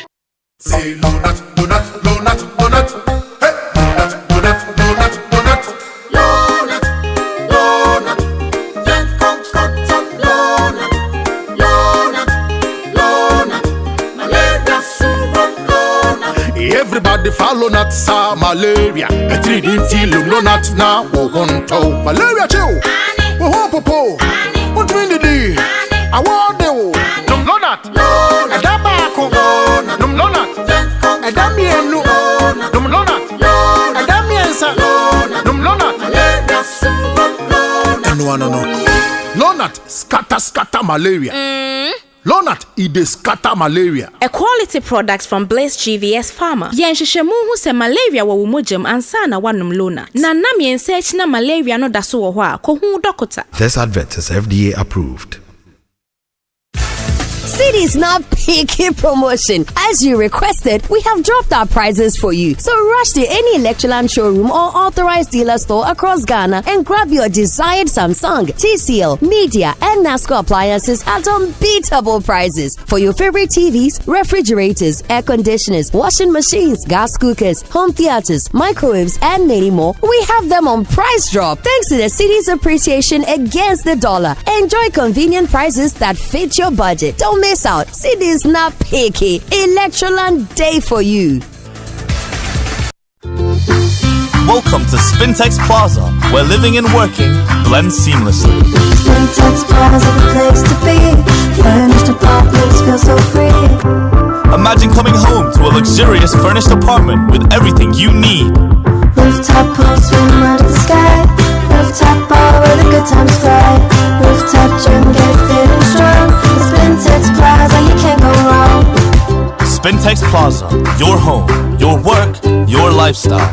Come see us today or call us on 0241 327 363. www.spintexplaza.net. Mommy, the Nido. Hello. Please add a pack of Nido. Sure. Sister, is that your daughter? Yes. The last time she came to buy Nido by herself and I forgot to collect my money. Oh, sorry. I'll pay today. Don't be sorry. She made sure to remind me. I love her honesty. So well done. Oh, thank you. Confident, curious kids will change our world. Nido is specially formulated with iron, vitamin C, and A. Nido, your love, their future. This advert is FDA approved. Building or renovating? Look no further. At Interface Limited, we have everything you need to create stunning spaces. Transform your interiors with our top quality plasterboards, acoustic ceilings, and cement boards. Step into style with our exquisite laminate and engineered floors. And for your data centers, durable raised access floors. Elevate your outdoor spaces with our WPC decking and fencing. Protect your home with our beautiful and reliable roof shingles, insulation, canopies, and PVC fascia boards. Add a touch of elegance with our beautiful POP cornices and roses. Quality, affordability, and style all in one place. Building a better Ghana, one space at a time. Visit www.interfacelimited.net or call 0274 999 999. Kids, no running. They grow up so fast. Come here, guys. Who wants to watch their favorite show on GoTV?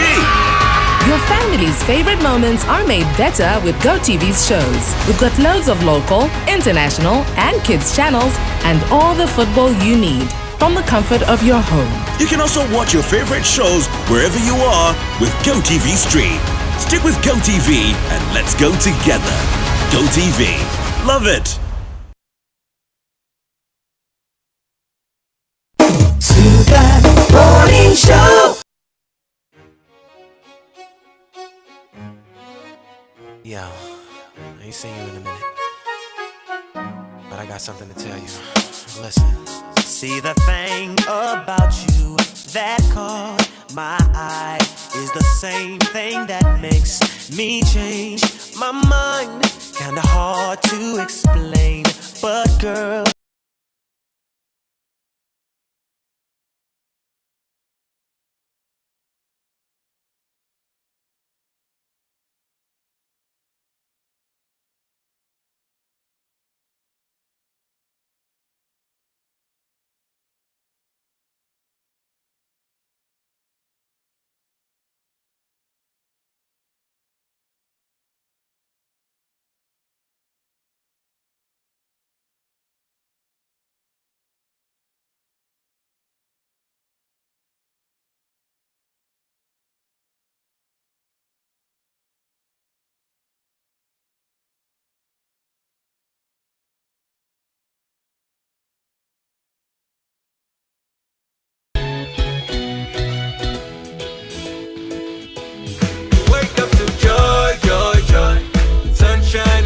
in the morning time.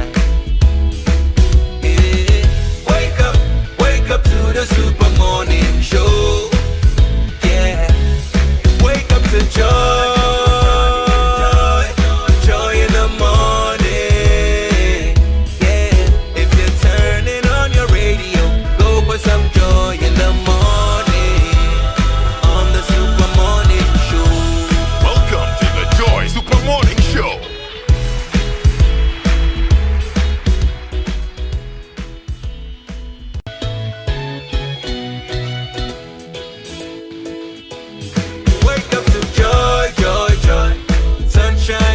In the morning time. Yeah. Wake up to the super morning show. Yeah. Wake up to joy in the morning. Yeah. If you're turning on your radio, go for some joy in the morning on the super morning show. Welcome to the Joy Super Morning Show.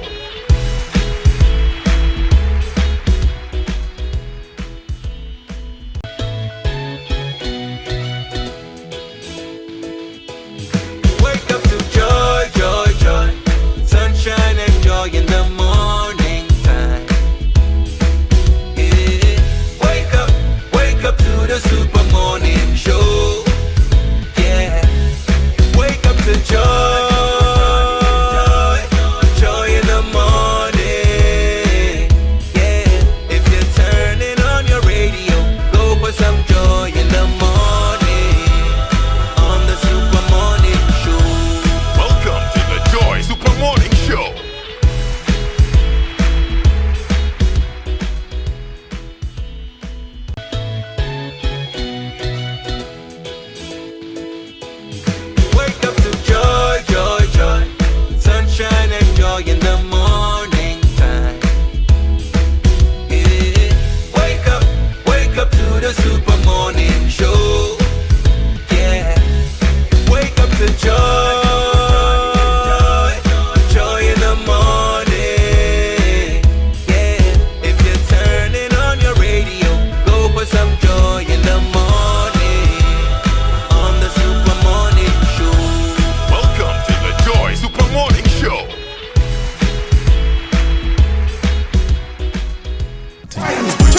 Asisa.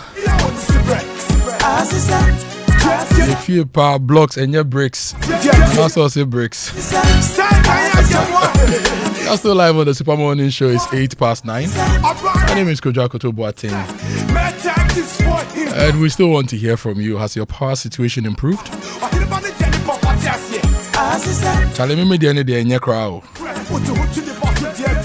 Yeah, but I got some help small. Yeah. Let me say good morning to Engineer Chacha of the ECG. Thank you for sending your men through the last time. Now this message says, good morning. The decongestion, how about Medina Zongo? The bridge has become a white elephant. People are crossing the street without using the overhead. And please, this is very dangerous. A truck nearly ran over some pedestrians. We need to deal with this. Winston, Medina Zongo is in the messages. Yeah, and it's an area that we have to deal with also. You know, I personally always try to avoid Medina Zongo. Unless it's very necessary that I drive through Medina Zongo Junction, I never want to drive through the place. Whether it's green, whether it's red, whether it's blue, people are always crossing. When the vehicles are moving, people are crossing. And this person wants to know what we are doing about Medina Zongo. And you did DJ X-ray, I have X-rayed you. Now this person says, good morning Kojo and Winston. I hope the AMA has a plan to sustain the exercise. If we don't, this will just be a waste of time. And please inform the regional minister that the onion markets that we spend the taxpayers' money to clear has been taken over again, and we are waiting to go and spend another resource to clear them. Jones in La.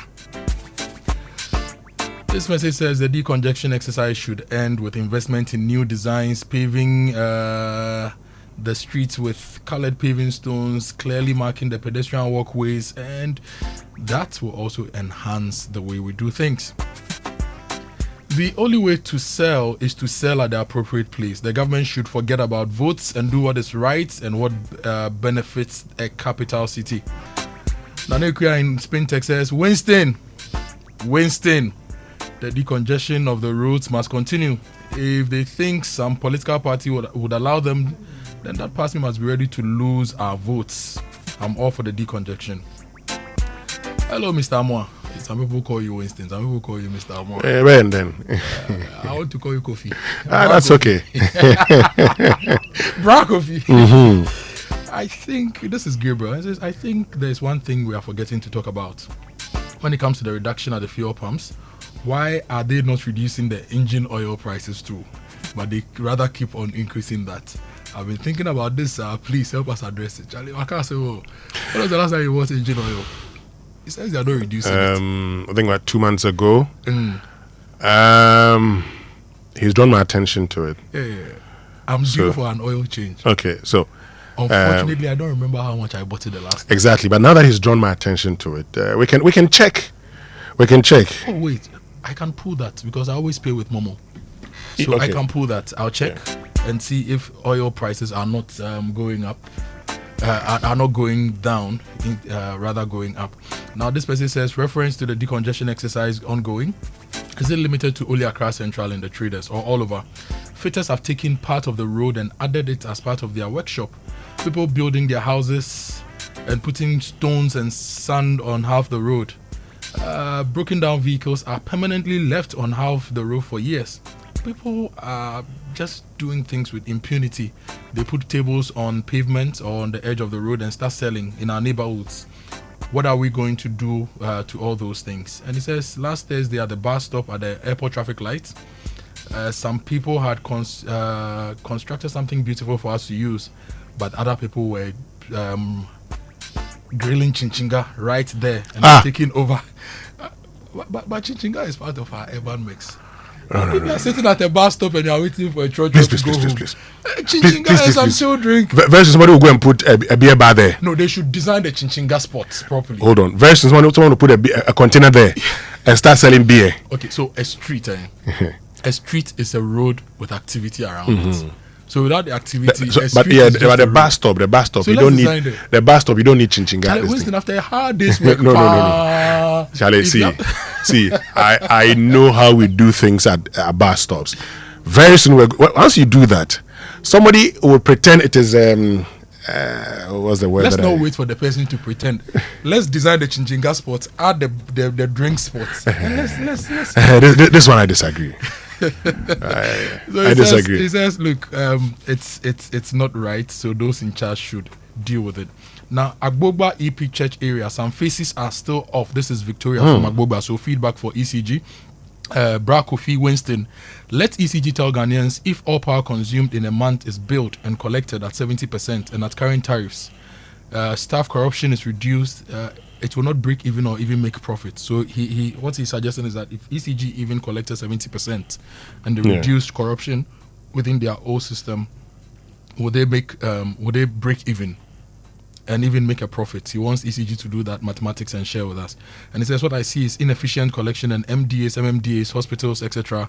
Refusing to pay. Corruption of staff also are some of the causes of the woes of ECG. Kweku in south of Angkor, he says he's a social watcher. Marcosby says, what prevents ECG from installing prepaid meters for consumers to avoid non-payment of bills? This is Peter, rather.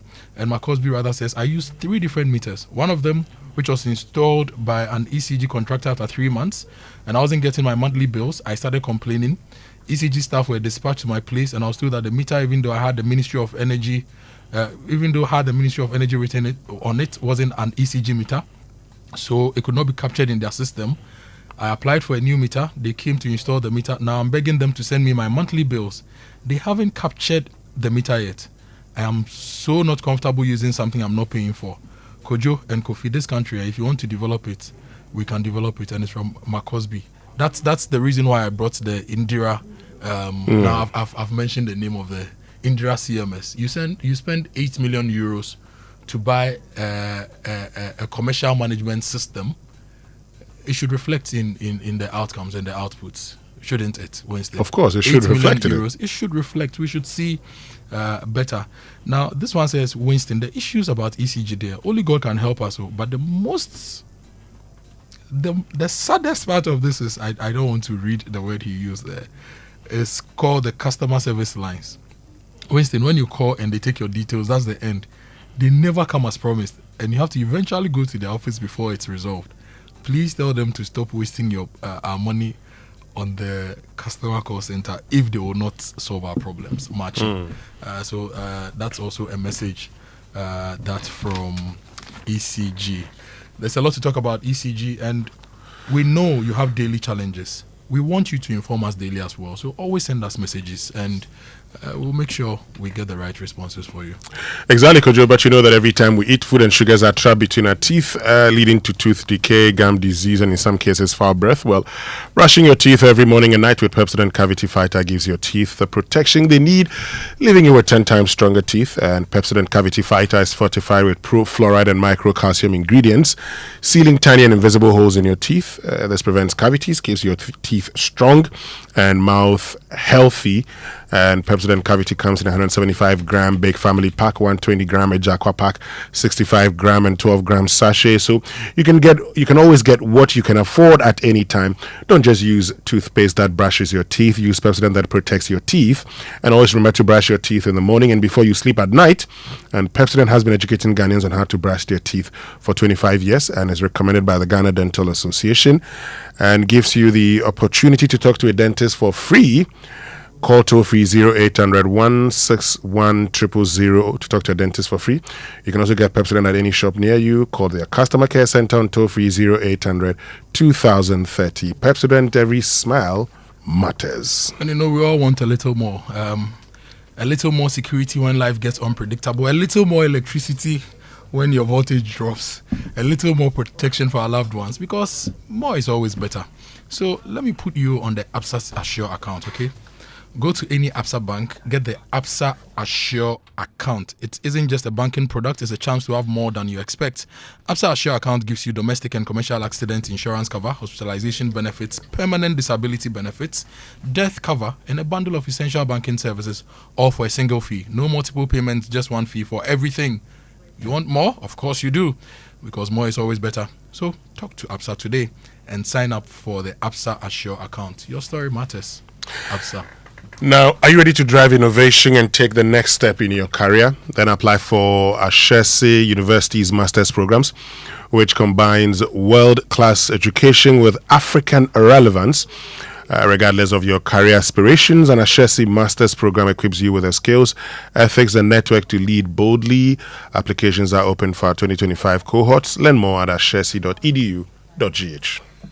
We are going to talk to one of our guests this morning on the flooding issues. Yesterday, our conversation about flooding and today's conversation largely points to planning. In fact, decongestion also points to flooding. And you have on the line Kekeli Kofi Amejro. He's a planner, a spatial planner, and he joins us to share his thoughts on how we use planning and enforcement to prevent what we see annually and to make our lives better. Good morning, Kekeli. Welcome to the Spur Morning Show.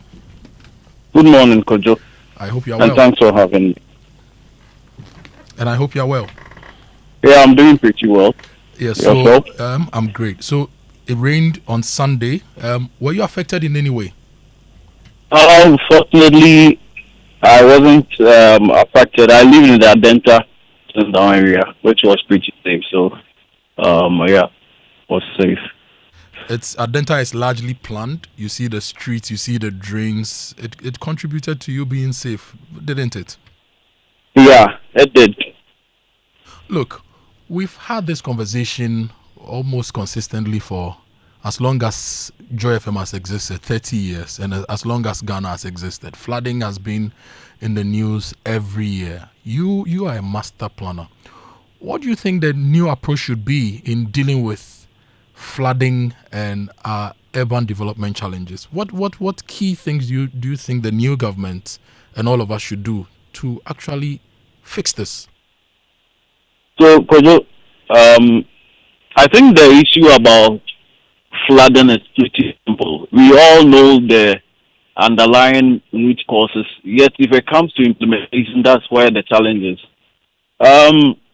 If you look at the flooding, to tackle it holistically, as far back as 1991, they prepared what they call the Greater Accra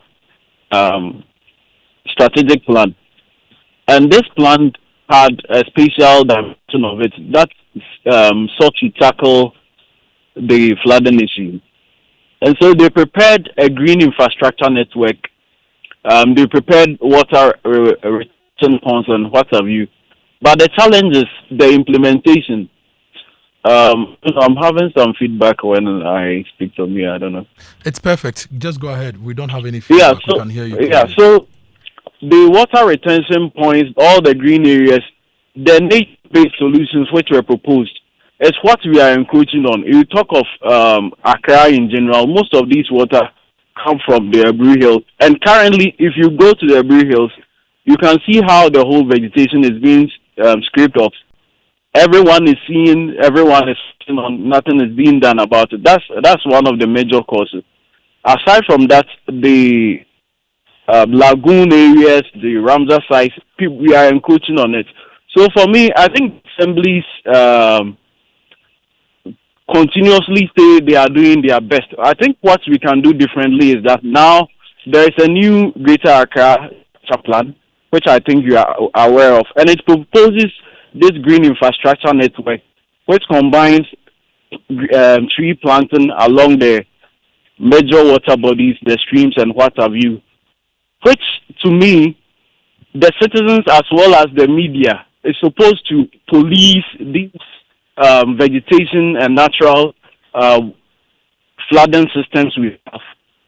So that it's not only a periodic and knee-jerk discussion that we have every year it rains. Even after the raining season, it should be something that we consciously and continuously pursue, checking up on the district assemblies and what have you, to ensure that all these developments that come up are not done. For example, before you go on, you just mentioned the green infrastructure network, and you're talking about our rivers and streams within the city. Unfortunately, we've channelized all of them and converted them into gutters. So the proposal that we should plant trees and vegetation, is it along these gutters? Because look all around us. All the things that are supposed to be streams and rivers running through Greater Accra, through Kumasi, They've all been converted into gutters. We've connected our domestic waste and everything into them. How then do we save them? So, Kojo, I think that it's not all of them that have been destroyed. Some still remain. If you go to the Ramsar sites, the water bodies, and as you are saying, we seem to think that everything should be an engineering solution, which is not. Like you just rightly mentioned, the drains that are constructed, we can engineer them separately away from the water bodies, the streams, and what have you. But it's become a norm that every day, every solution that comes is to line the natural water body systems with concrete, which I call concretization of the natural systems. So for me, I think some of the solution is to clear the waterways where constructions have not been done. Even where they are done, that they seem to be the major blockage areas. I think that we really have to clear those. Look at what is currently happening around the atomic area. A very flood-prone area. Now you go there and then you have a whole lot of built environment emerging there, real estate, churches, and what have you. And we are looking on. So, Kojo, I think that these things, if we are really serious about addressing, we can do that. And again, as I talked about, the new planning system expects the district assemblies to have what we call public data room to provide information on the local plans, the permitting, and all those things, so that the citizens are aware of what is going on within the district assemblies. So I think that for a media house like Joy, you should be consistently following up on these district assemblies to help us monitor developments that are coming up within the district assemblies. Aside from that, I think one of the major causes is this large-scale infrastructure that comes up in our cities. When they are coming up, issues about inclusivity, designing so that flooding and climate change oriented solutions are largely partly missing to some extent in terms of the coordination. So I think that is one major area we can focus on. And again, the fragmentation of our districts is also one of the issues. So originally, if you are designing an infrastructure that will run across multiple or a few districts, now they become many that the challenge of doing all those things becomes more complicated. So I think that is also one of the so AMA cannot decongest Accra because they have to work with the Korle Klote Municipal Assembly because they are all working in the same functional space but different bureaucratic levels and channels. So the fragmentation is causing a problem for managing our cities. That's the point you are trying to make. But Kofi, let's go back to the retention ponds. Yeah. There are a lot of retention ponds within Accra, and some of them were also built for cattle to go and get water. Now, I've seen that most of these retention ponds have been filled and have been used for construction. We always say people are building in the retention ponds. People are building. Should it have been a strategy of the state to possibly even acquire these lands, whether by executive instrument or by buying or something, to keep them as retention ponds so that the owners don't have a need to sell them? If we had compensated the owners, for example, and held on to them to serve that purpose, would it not have been better? Because I always hear technocrats like you, smart guys, having worked in the system for years, drawing our attention to the fact that we've lost a lot of these things, but we've not done anything to keep them anyway. So how do we approach it going forward? So I think that, Kojo, for most of them, the issue of acquisition, as you rightly mentioned, is an issue. Once they are designated as those specific uses, if it's nature reserves or water retention ponds, the state agency, be it the district assembly or lands commission or whatever agency that's mandated to do that, have to go ahead and acquire it for that purpose. But Kojo, in the past, even where they've been rightly acquired, if you look at the Tema motorway, for example, where there were green buffers and all that do not belong to individuals and the state. Yet there are efforts by private operators in these things. So, in as much as I agree with you regarding acquisition of these lands, it is also a civic responsibility, and also let me put it to the media to help us protect and salvage these things. So it's not just a one-way approach. It's a multiplicity of strategies that we have to engage. So, I think that, you see, increasingly, Ghanaians think that every land that is available should be converted into some form of real estate or other developments to make money. And the consistent development of this value of money making against societal or public interest is something that is really fighting against us.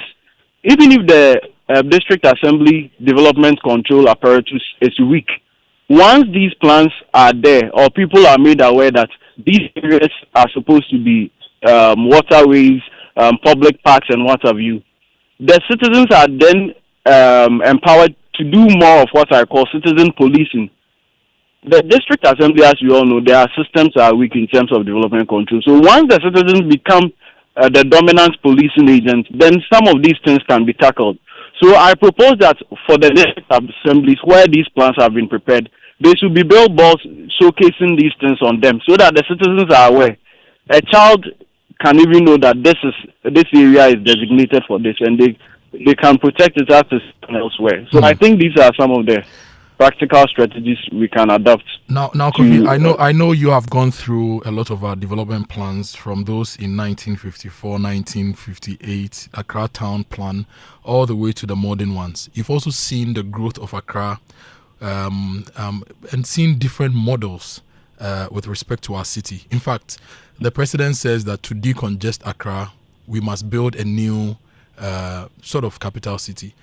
Do you think that our major urban centers, Accra, Kumasi, Takoradi, do you think we can save these urban centers from becoming dystopian environments? Ebeyeye, can we correct the wrongs, or we should just find new centers of urban excellence, construct these, develop them, and gradually move there and maybe come to fix the ones we've damaged? Okay, so Kojo, I think that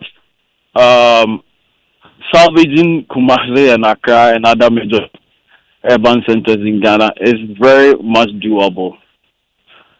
If you look at, I briefly heard you discussing Accra Central today. There, you have a place like Accra Central and you have timber markets and all that. See all these bulk breaking activities coming all the way from the outskirts to the city center. Kojo, we all know no proper city will allow these things. So I think there are strategic activities that can be taken to salvage Accra. Apart from that, if you are looking at the transportation networks, it's possible to implement BRTs and all those things, which we are not doing. The problem we have with Accra and the major cities is that we keep doing the same wrong things and expecting different results.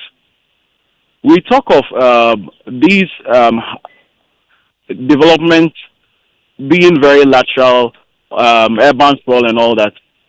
One of the big strategies for me that practically can be done is having a major concentration on efforts on the housing provision, not just the private sector led ones that we are witnessing now, but government and the assemblies coming in strongly to have policies for low income housing provision, and all that.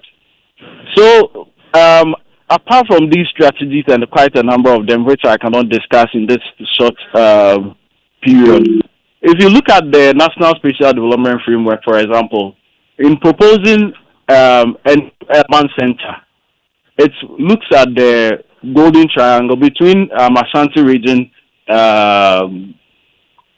Kumasi, Takoradi, Accra. In between that triangle, the Spatial Development Framework proposes a new urban center.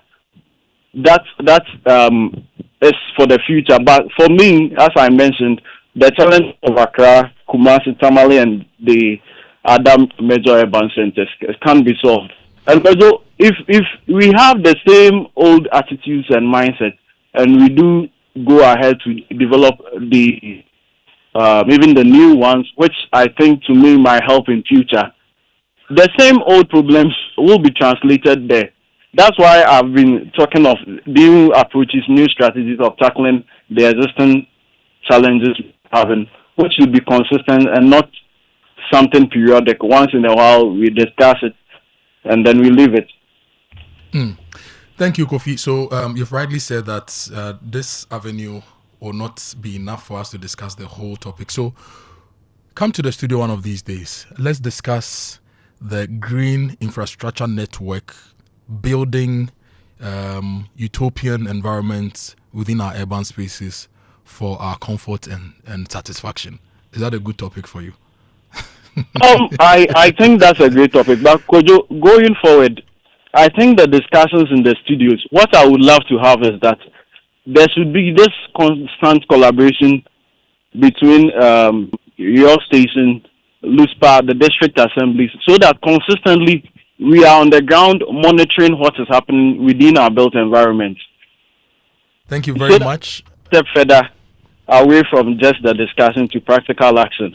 And again, I think that we can have a program on planning education in Ghana so that people become aware of the planning systems, what ought to be done, and then practically what they can contribute in their neighborhood so that we have the livable settlements just like other people have in London and Dubai and all those places. Thank you very much, Kekeli Kofi Amejro, Senior Urban Planner, Land Use and Spatial Planning Authority, joining us and sharing his thoughts on how to make our cities better. Ask for money, get advice. Ask for advice, get money twice. One day while your light is glowing, you'll be in your castle golden, but until the gates are open, enjoy this moment. I'll be in my castle golden, but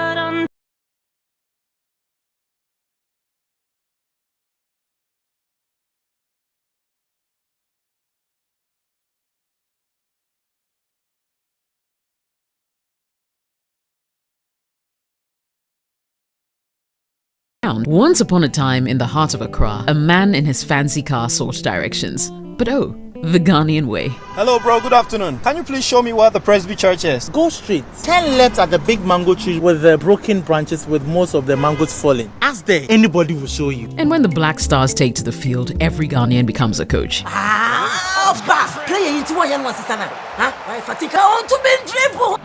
The sacred cue for our beloved Gobe. As you wait patiently, rehearsing the perfect vibes.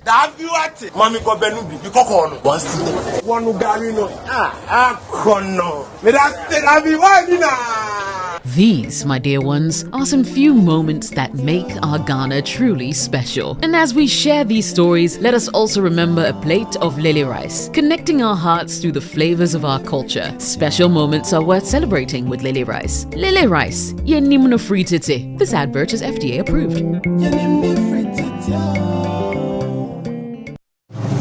TCL's champion deals are here and they are big and bold. Buy 50-inch, 55-inch or 65-inch TCL QLED Pro 4K Smart Android TV starting from 7,999 Ghana cedis and get free 32-inch TCL TV. Buy TCL 75-inch, 85-inch or 98-inch TV and get free 43-inch TCL TV. The bigger the purchase, the better the deal. Buy TCL 115-inch QD Mini LED 4K TV and get a free 85-inch TCL TV. Discount so huge you feel like a winner. Looking for TCL refrigerators, washing machines, water dispensers, audio soundbar and more at cool deals? Rush to TCL showrooms and authorized TCL dealers in Ghana before stock runs out. Terms and conditions apply. TCL, inspire greatness.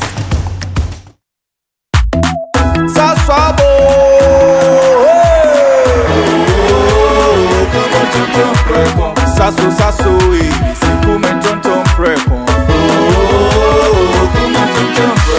Sasso, sasso, se come tonton preco. Edrana drami ne buseshe. Yeah, how can see any malaria? Minya me pone me sasso spray.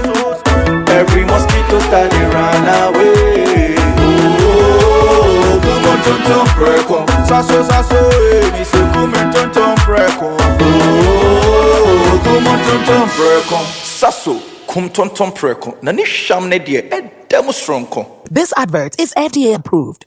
FPAC is effective for headaches and relieves the symptoms of flu, colds, and catarrh. FPAC blows away the pain associated with sore throats. During and after a hard day's work, FPAC relieves you of body pains. After the day's sports workout, FPAC helps the body to control the aching muscles. FPAC is effective against feverishness. FPAC reduces body temperature associated with malaria and other fevers. FPAC is effective against rheumatic pains. You can find FPAC in all pharmacy and chemical select shops throughout the country. FPAC is not recommended for children less than 16 years of age, ulcer and asthmatic patients, pregnant and lactating mothers. If symptoms persist for more than 2 days, consult your doctor.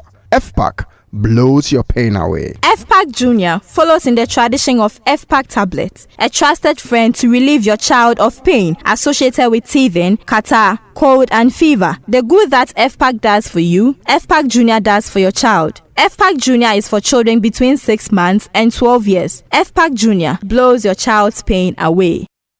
Attention Ghana, the Green Revolution is here from 11th to 13th of June 2025. The Accra International Conference Center comes alive with the Ghana Horticulture Expo 2025, the nation's premier showcase of fruits, vegetables, technology, and export opportunity. Organized by the Federation of Associations of Ghanaian Exporters in collaboration with the Ghana Export Promotion Authority and proudly supported by Ghana Exim Bank, Fidelity Bank, GESA, Agro City, Agro Monte, and GIZ, with Joy Business as the official media partner. This is your gateway to innovation, trade, and partnerships. And the highlight, the keynote address will be delivered by His Excellency, the President of the Republic of Ghana, John Dramani Mahama. Book your exhibition stand or register now on www.GhanaHortiexpo.com, or you can contact 0243-345-7783 or 053-522-4555. Ghana Horticulture Expo 2025. Growing Ghana, exporting excellence.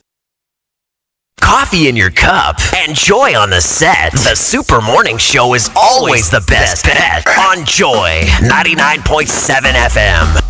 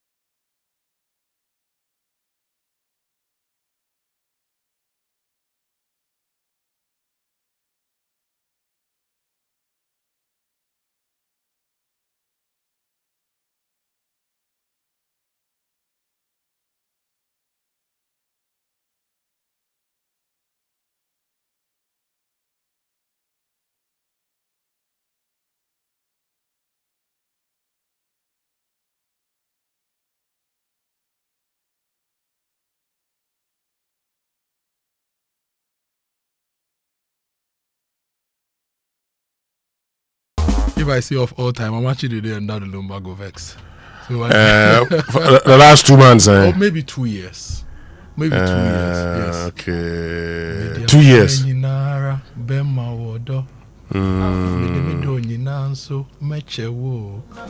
I love you too much, girl. I can't deny you.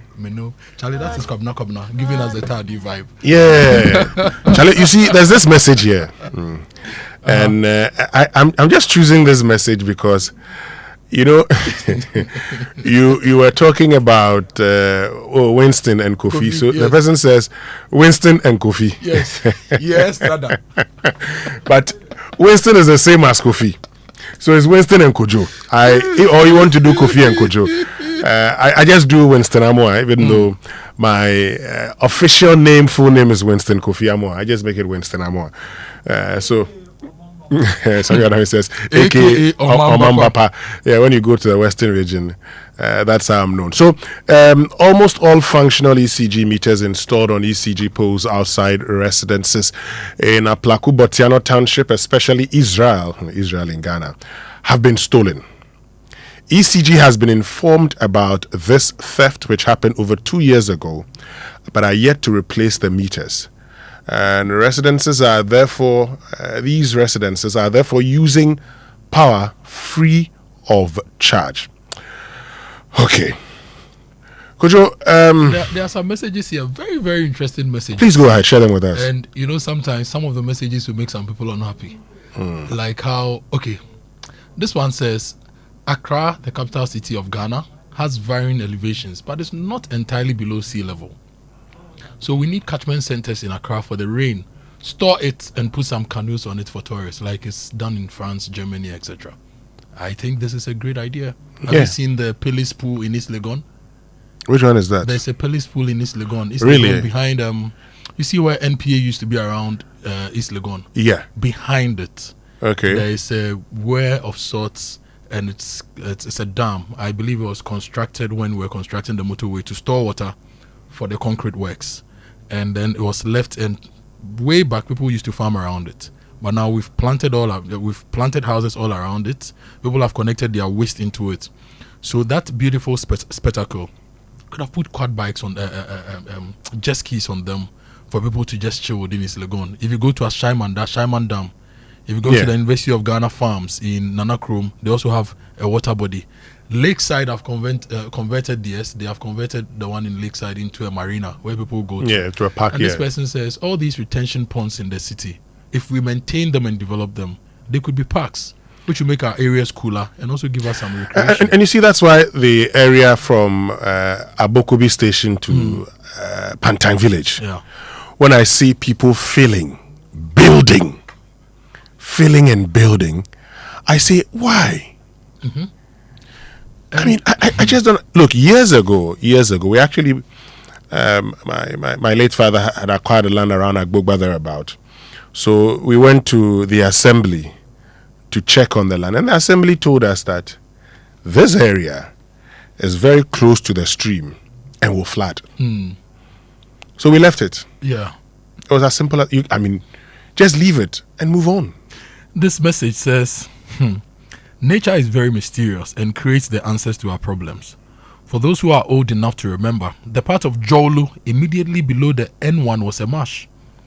It led to that deep hole opposite Kufuor's house. That is President Kufuor's house.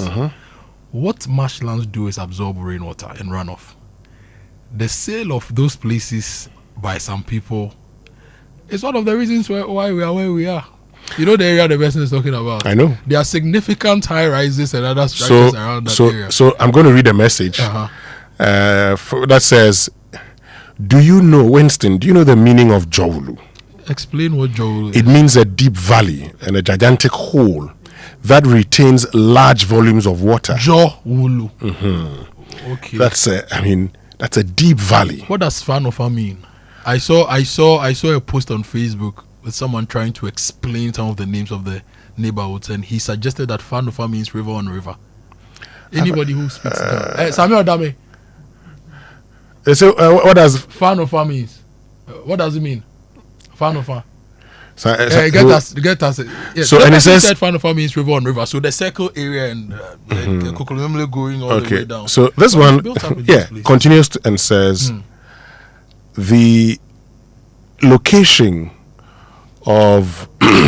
So he talks about these high-rise buildings that opposite, the Africa Region Hotel and all of that. These are all areas within Jowulu. Yeah. And so, water we say will find its way. It's as simple as that. It would definitely find its way. But also, Kakelia Majro talks about the fact that we had retention areas, green areas, and all of that. You see, the problems we're faced with are man-made. Yeah. It's as simple as that. These are man-made problems, and these are things that we should we can easily deal with them. Unfortunately, we never dealt with them, and here we are today. But I like the fact that we can still deal with them. So let's deal with them. It's that simple. Yeah. But Kojo, let me tell you about the Scancom PLC, that's MTN Ghana, which is inviting its shareholders to its extraordinary general meeting, which will take place both in person and virtually on Wednesday, that's just tomorrow, the 21st of May 2025 at 11 a.m. The in-person event will be held at the Accra International Conference Center. Shareholders wishing to participate virtually must use their unique access code, which has been shared with all shareholders via SMS and email. The access link to the virtual EGM is mtnghegm.com and is free for all shareholders on the MTN network. For further inquiries, shareholders can contact info@csd.com.gh or visit MTN's EGM website at mtnghegm.com. Shareholders are reminded to bring their Ghana card for identification. We look forward to your participation in the EGM. Thank you. And that's a message from MTN. Now, Danse also has a message for you. Danse Travels is turning up the excitement as part of its 12 years of delivering unforgettable experiences this August to you. Get ready to see more, feel more, and explore some of the world's most exciting destinations. From fun-filled family adventures in Dubai to romantic getaways in Asia, thrilling escapes with friends in South Africa, or that long-awaited dream trip across Europe. It's not just travel, it's an experience you'll never forget. Call Danse on 0595 500 or 0531 008 or visit adancetravels.com to book your sports. Let's make memories together this August with Adanse at 12. See more, feel more. The last time I went on a leisure road trip around the country, it was with Wanderlust and Adanse Travels. Wow. I do road trips around the country, it's all for work, but that time it was just for leisure. And you enjoyed yourself? Oh, we had fun. Mad fun. So imagine traveling with Adanse outside the country. I have before. You went to Turkey. I went to. You didn't take me. Adanse, I want to go to Afghanistan. How do you say Turkey in tree? Crow. Now, Kingdom Books and Stationery Limited, your number one supplier of quality office essentials, equipment, and furniture at affordable prices, is introduced an online store for your shopping convenience, which means you can simply shop by logging on to Kingdom Store online without physically coming to any of their branches. It's hassle-free, and they'll arrange delivery to your home and office within a reasonable time, offering free delivery within Accra and Tema, and they accept payment via Momo across all networks. Terms and conditions, however, apply at Kingdom. Quality and affordability are their hallmarks. And if you want to ship your things outside the country or receive things from outside the country, you need to talk to DHL. If you want to amplify and simplify your shipping experience, talk to DHL. Take advantage of DHL Express. It's your go-to solution for all your international shipping needs. Whether you're sending personal or official documents, gift items, paintings, cosmetics, clothing, dried fish, processed foods, or importing from Asia, Europe, the UK, the US, or anywhere in Africa, talk to DHL Express. They make it a breeze. Trust me. All you have to do is to contact any of their main service points or individual outlets across the country, and your shipment will be processed whether inbound or outbound. And with real-time tracking, you will always know where your package is. It's that simple. So call them on 0244 485 176 0571 137 599 or visit DHL.com for more details. DHL, excellence simply delivers. So Winston, if we start our smoked pork business for export, we'll use DHL. When we smoke that thing nice and pepper the thing and we package it for export, we use DHL. Yeah. Let's partner. Winston and Kojo Pork Limited. That would be nice, WKPL. Anyway, well, talking about pork, let's talk about the horticulture, because the Green Revolution is here from the 11th to the 13th of June 2025. The Accra International Conference Center comes alive with the Ghana Horticulture Expo 2025, the nation's premier showcase of its fruits, vegetables, technology, and export opportunities, organized by the Federation of Associations of Ghanaian Exporters in collaboration with the Ghana Export Promotion Authority, and proudly supported by Ghana Exim Bank, Fidelity Bank, Gesal, Agromonti, and GIZ. With Joy Business as the official media partner, this is your gateway to innovation, trade, and partnerships. And the highlight, the keynote address, will be delivered by His Excellency, the President of the Republic, John Dramani Mahama.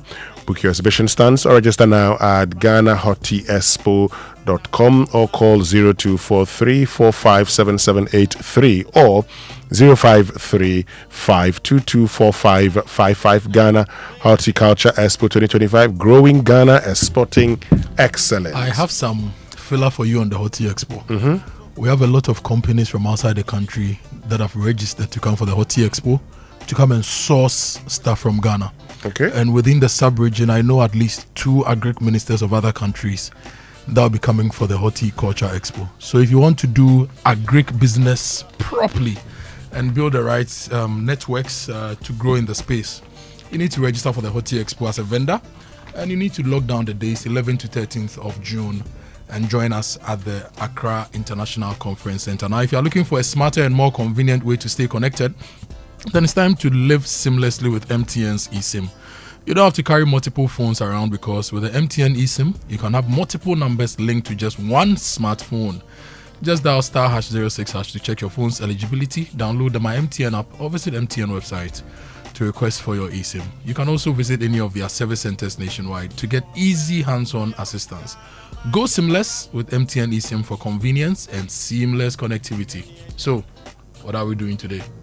Well, what we're doing is that, look, just picture yourself walking through the dazzling streets of Kuala Lumpur, shopping at night markets or lounging on the sun-kissed beaches. Mm-hmm. Well, get ready to turn that dream into a reality. Mm-hmm. I met a friend at a funeral in Fodome on Saturday, and our group, the name was Reality when we were in secondary school. Now, your superstation Joy 99.7 FM, in partnership with Adansi Travels, is making it possible. One lucky listener will win an all-expense paid trip and join Akofa to Asia in August. It's the Escape to Asia with Akofa promotion. To be part of this promotion, you can call into Ignition from the 19th to the 29th of May and sing any of the jingles that will be played randomly throughout the show. One will now be selected each day for the next stage. This is going to be exciting and truly rewarding. But hold on, you must have a valid passport to be eligible for this promotion. Escape to Asia with Akofa, rewarding loyalty. My first trip to Asia was Kuala Lumpur, Malaysia. Oh, that's nice. Loved it. Lived at the Mandarin Oriental next to the Petronas Towers. Beautiful, beautiful, beautiful. You have been enjoying? Oh, we.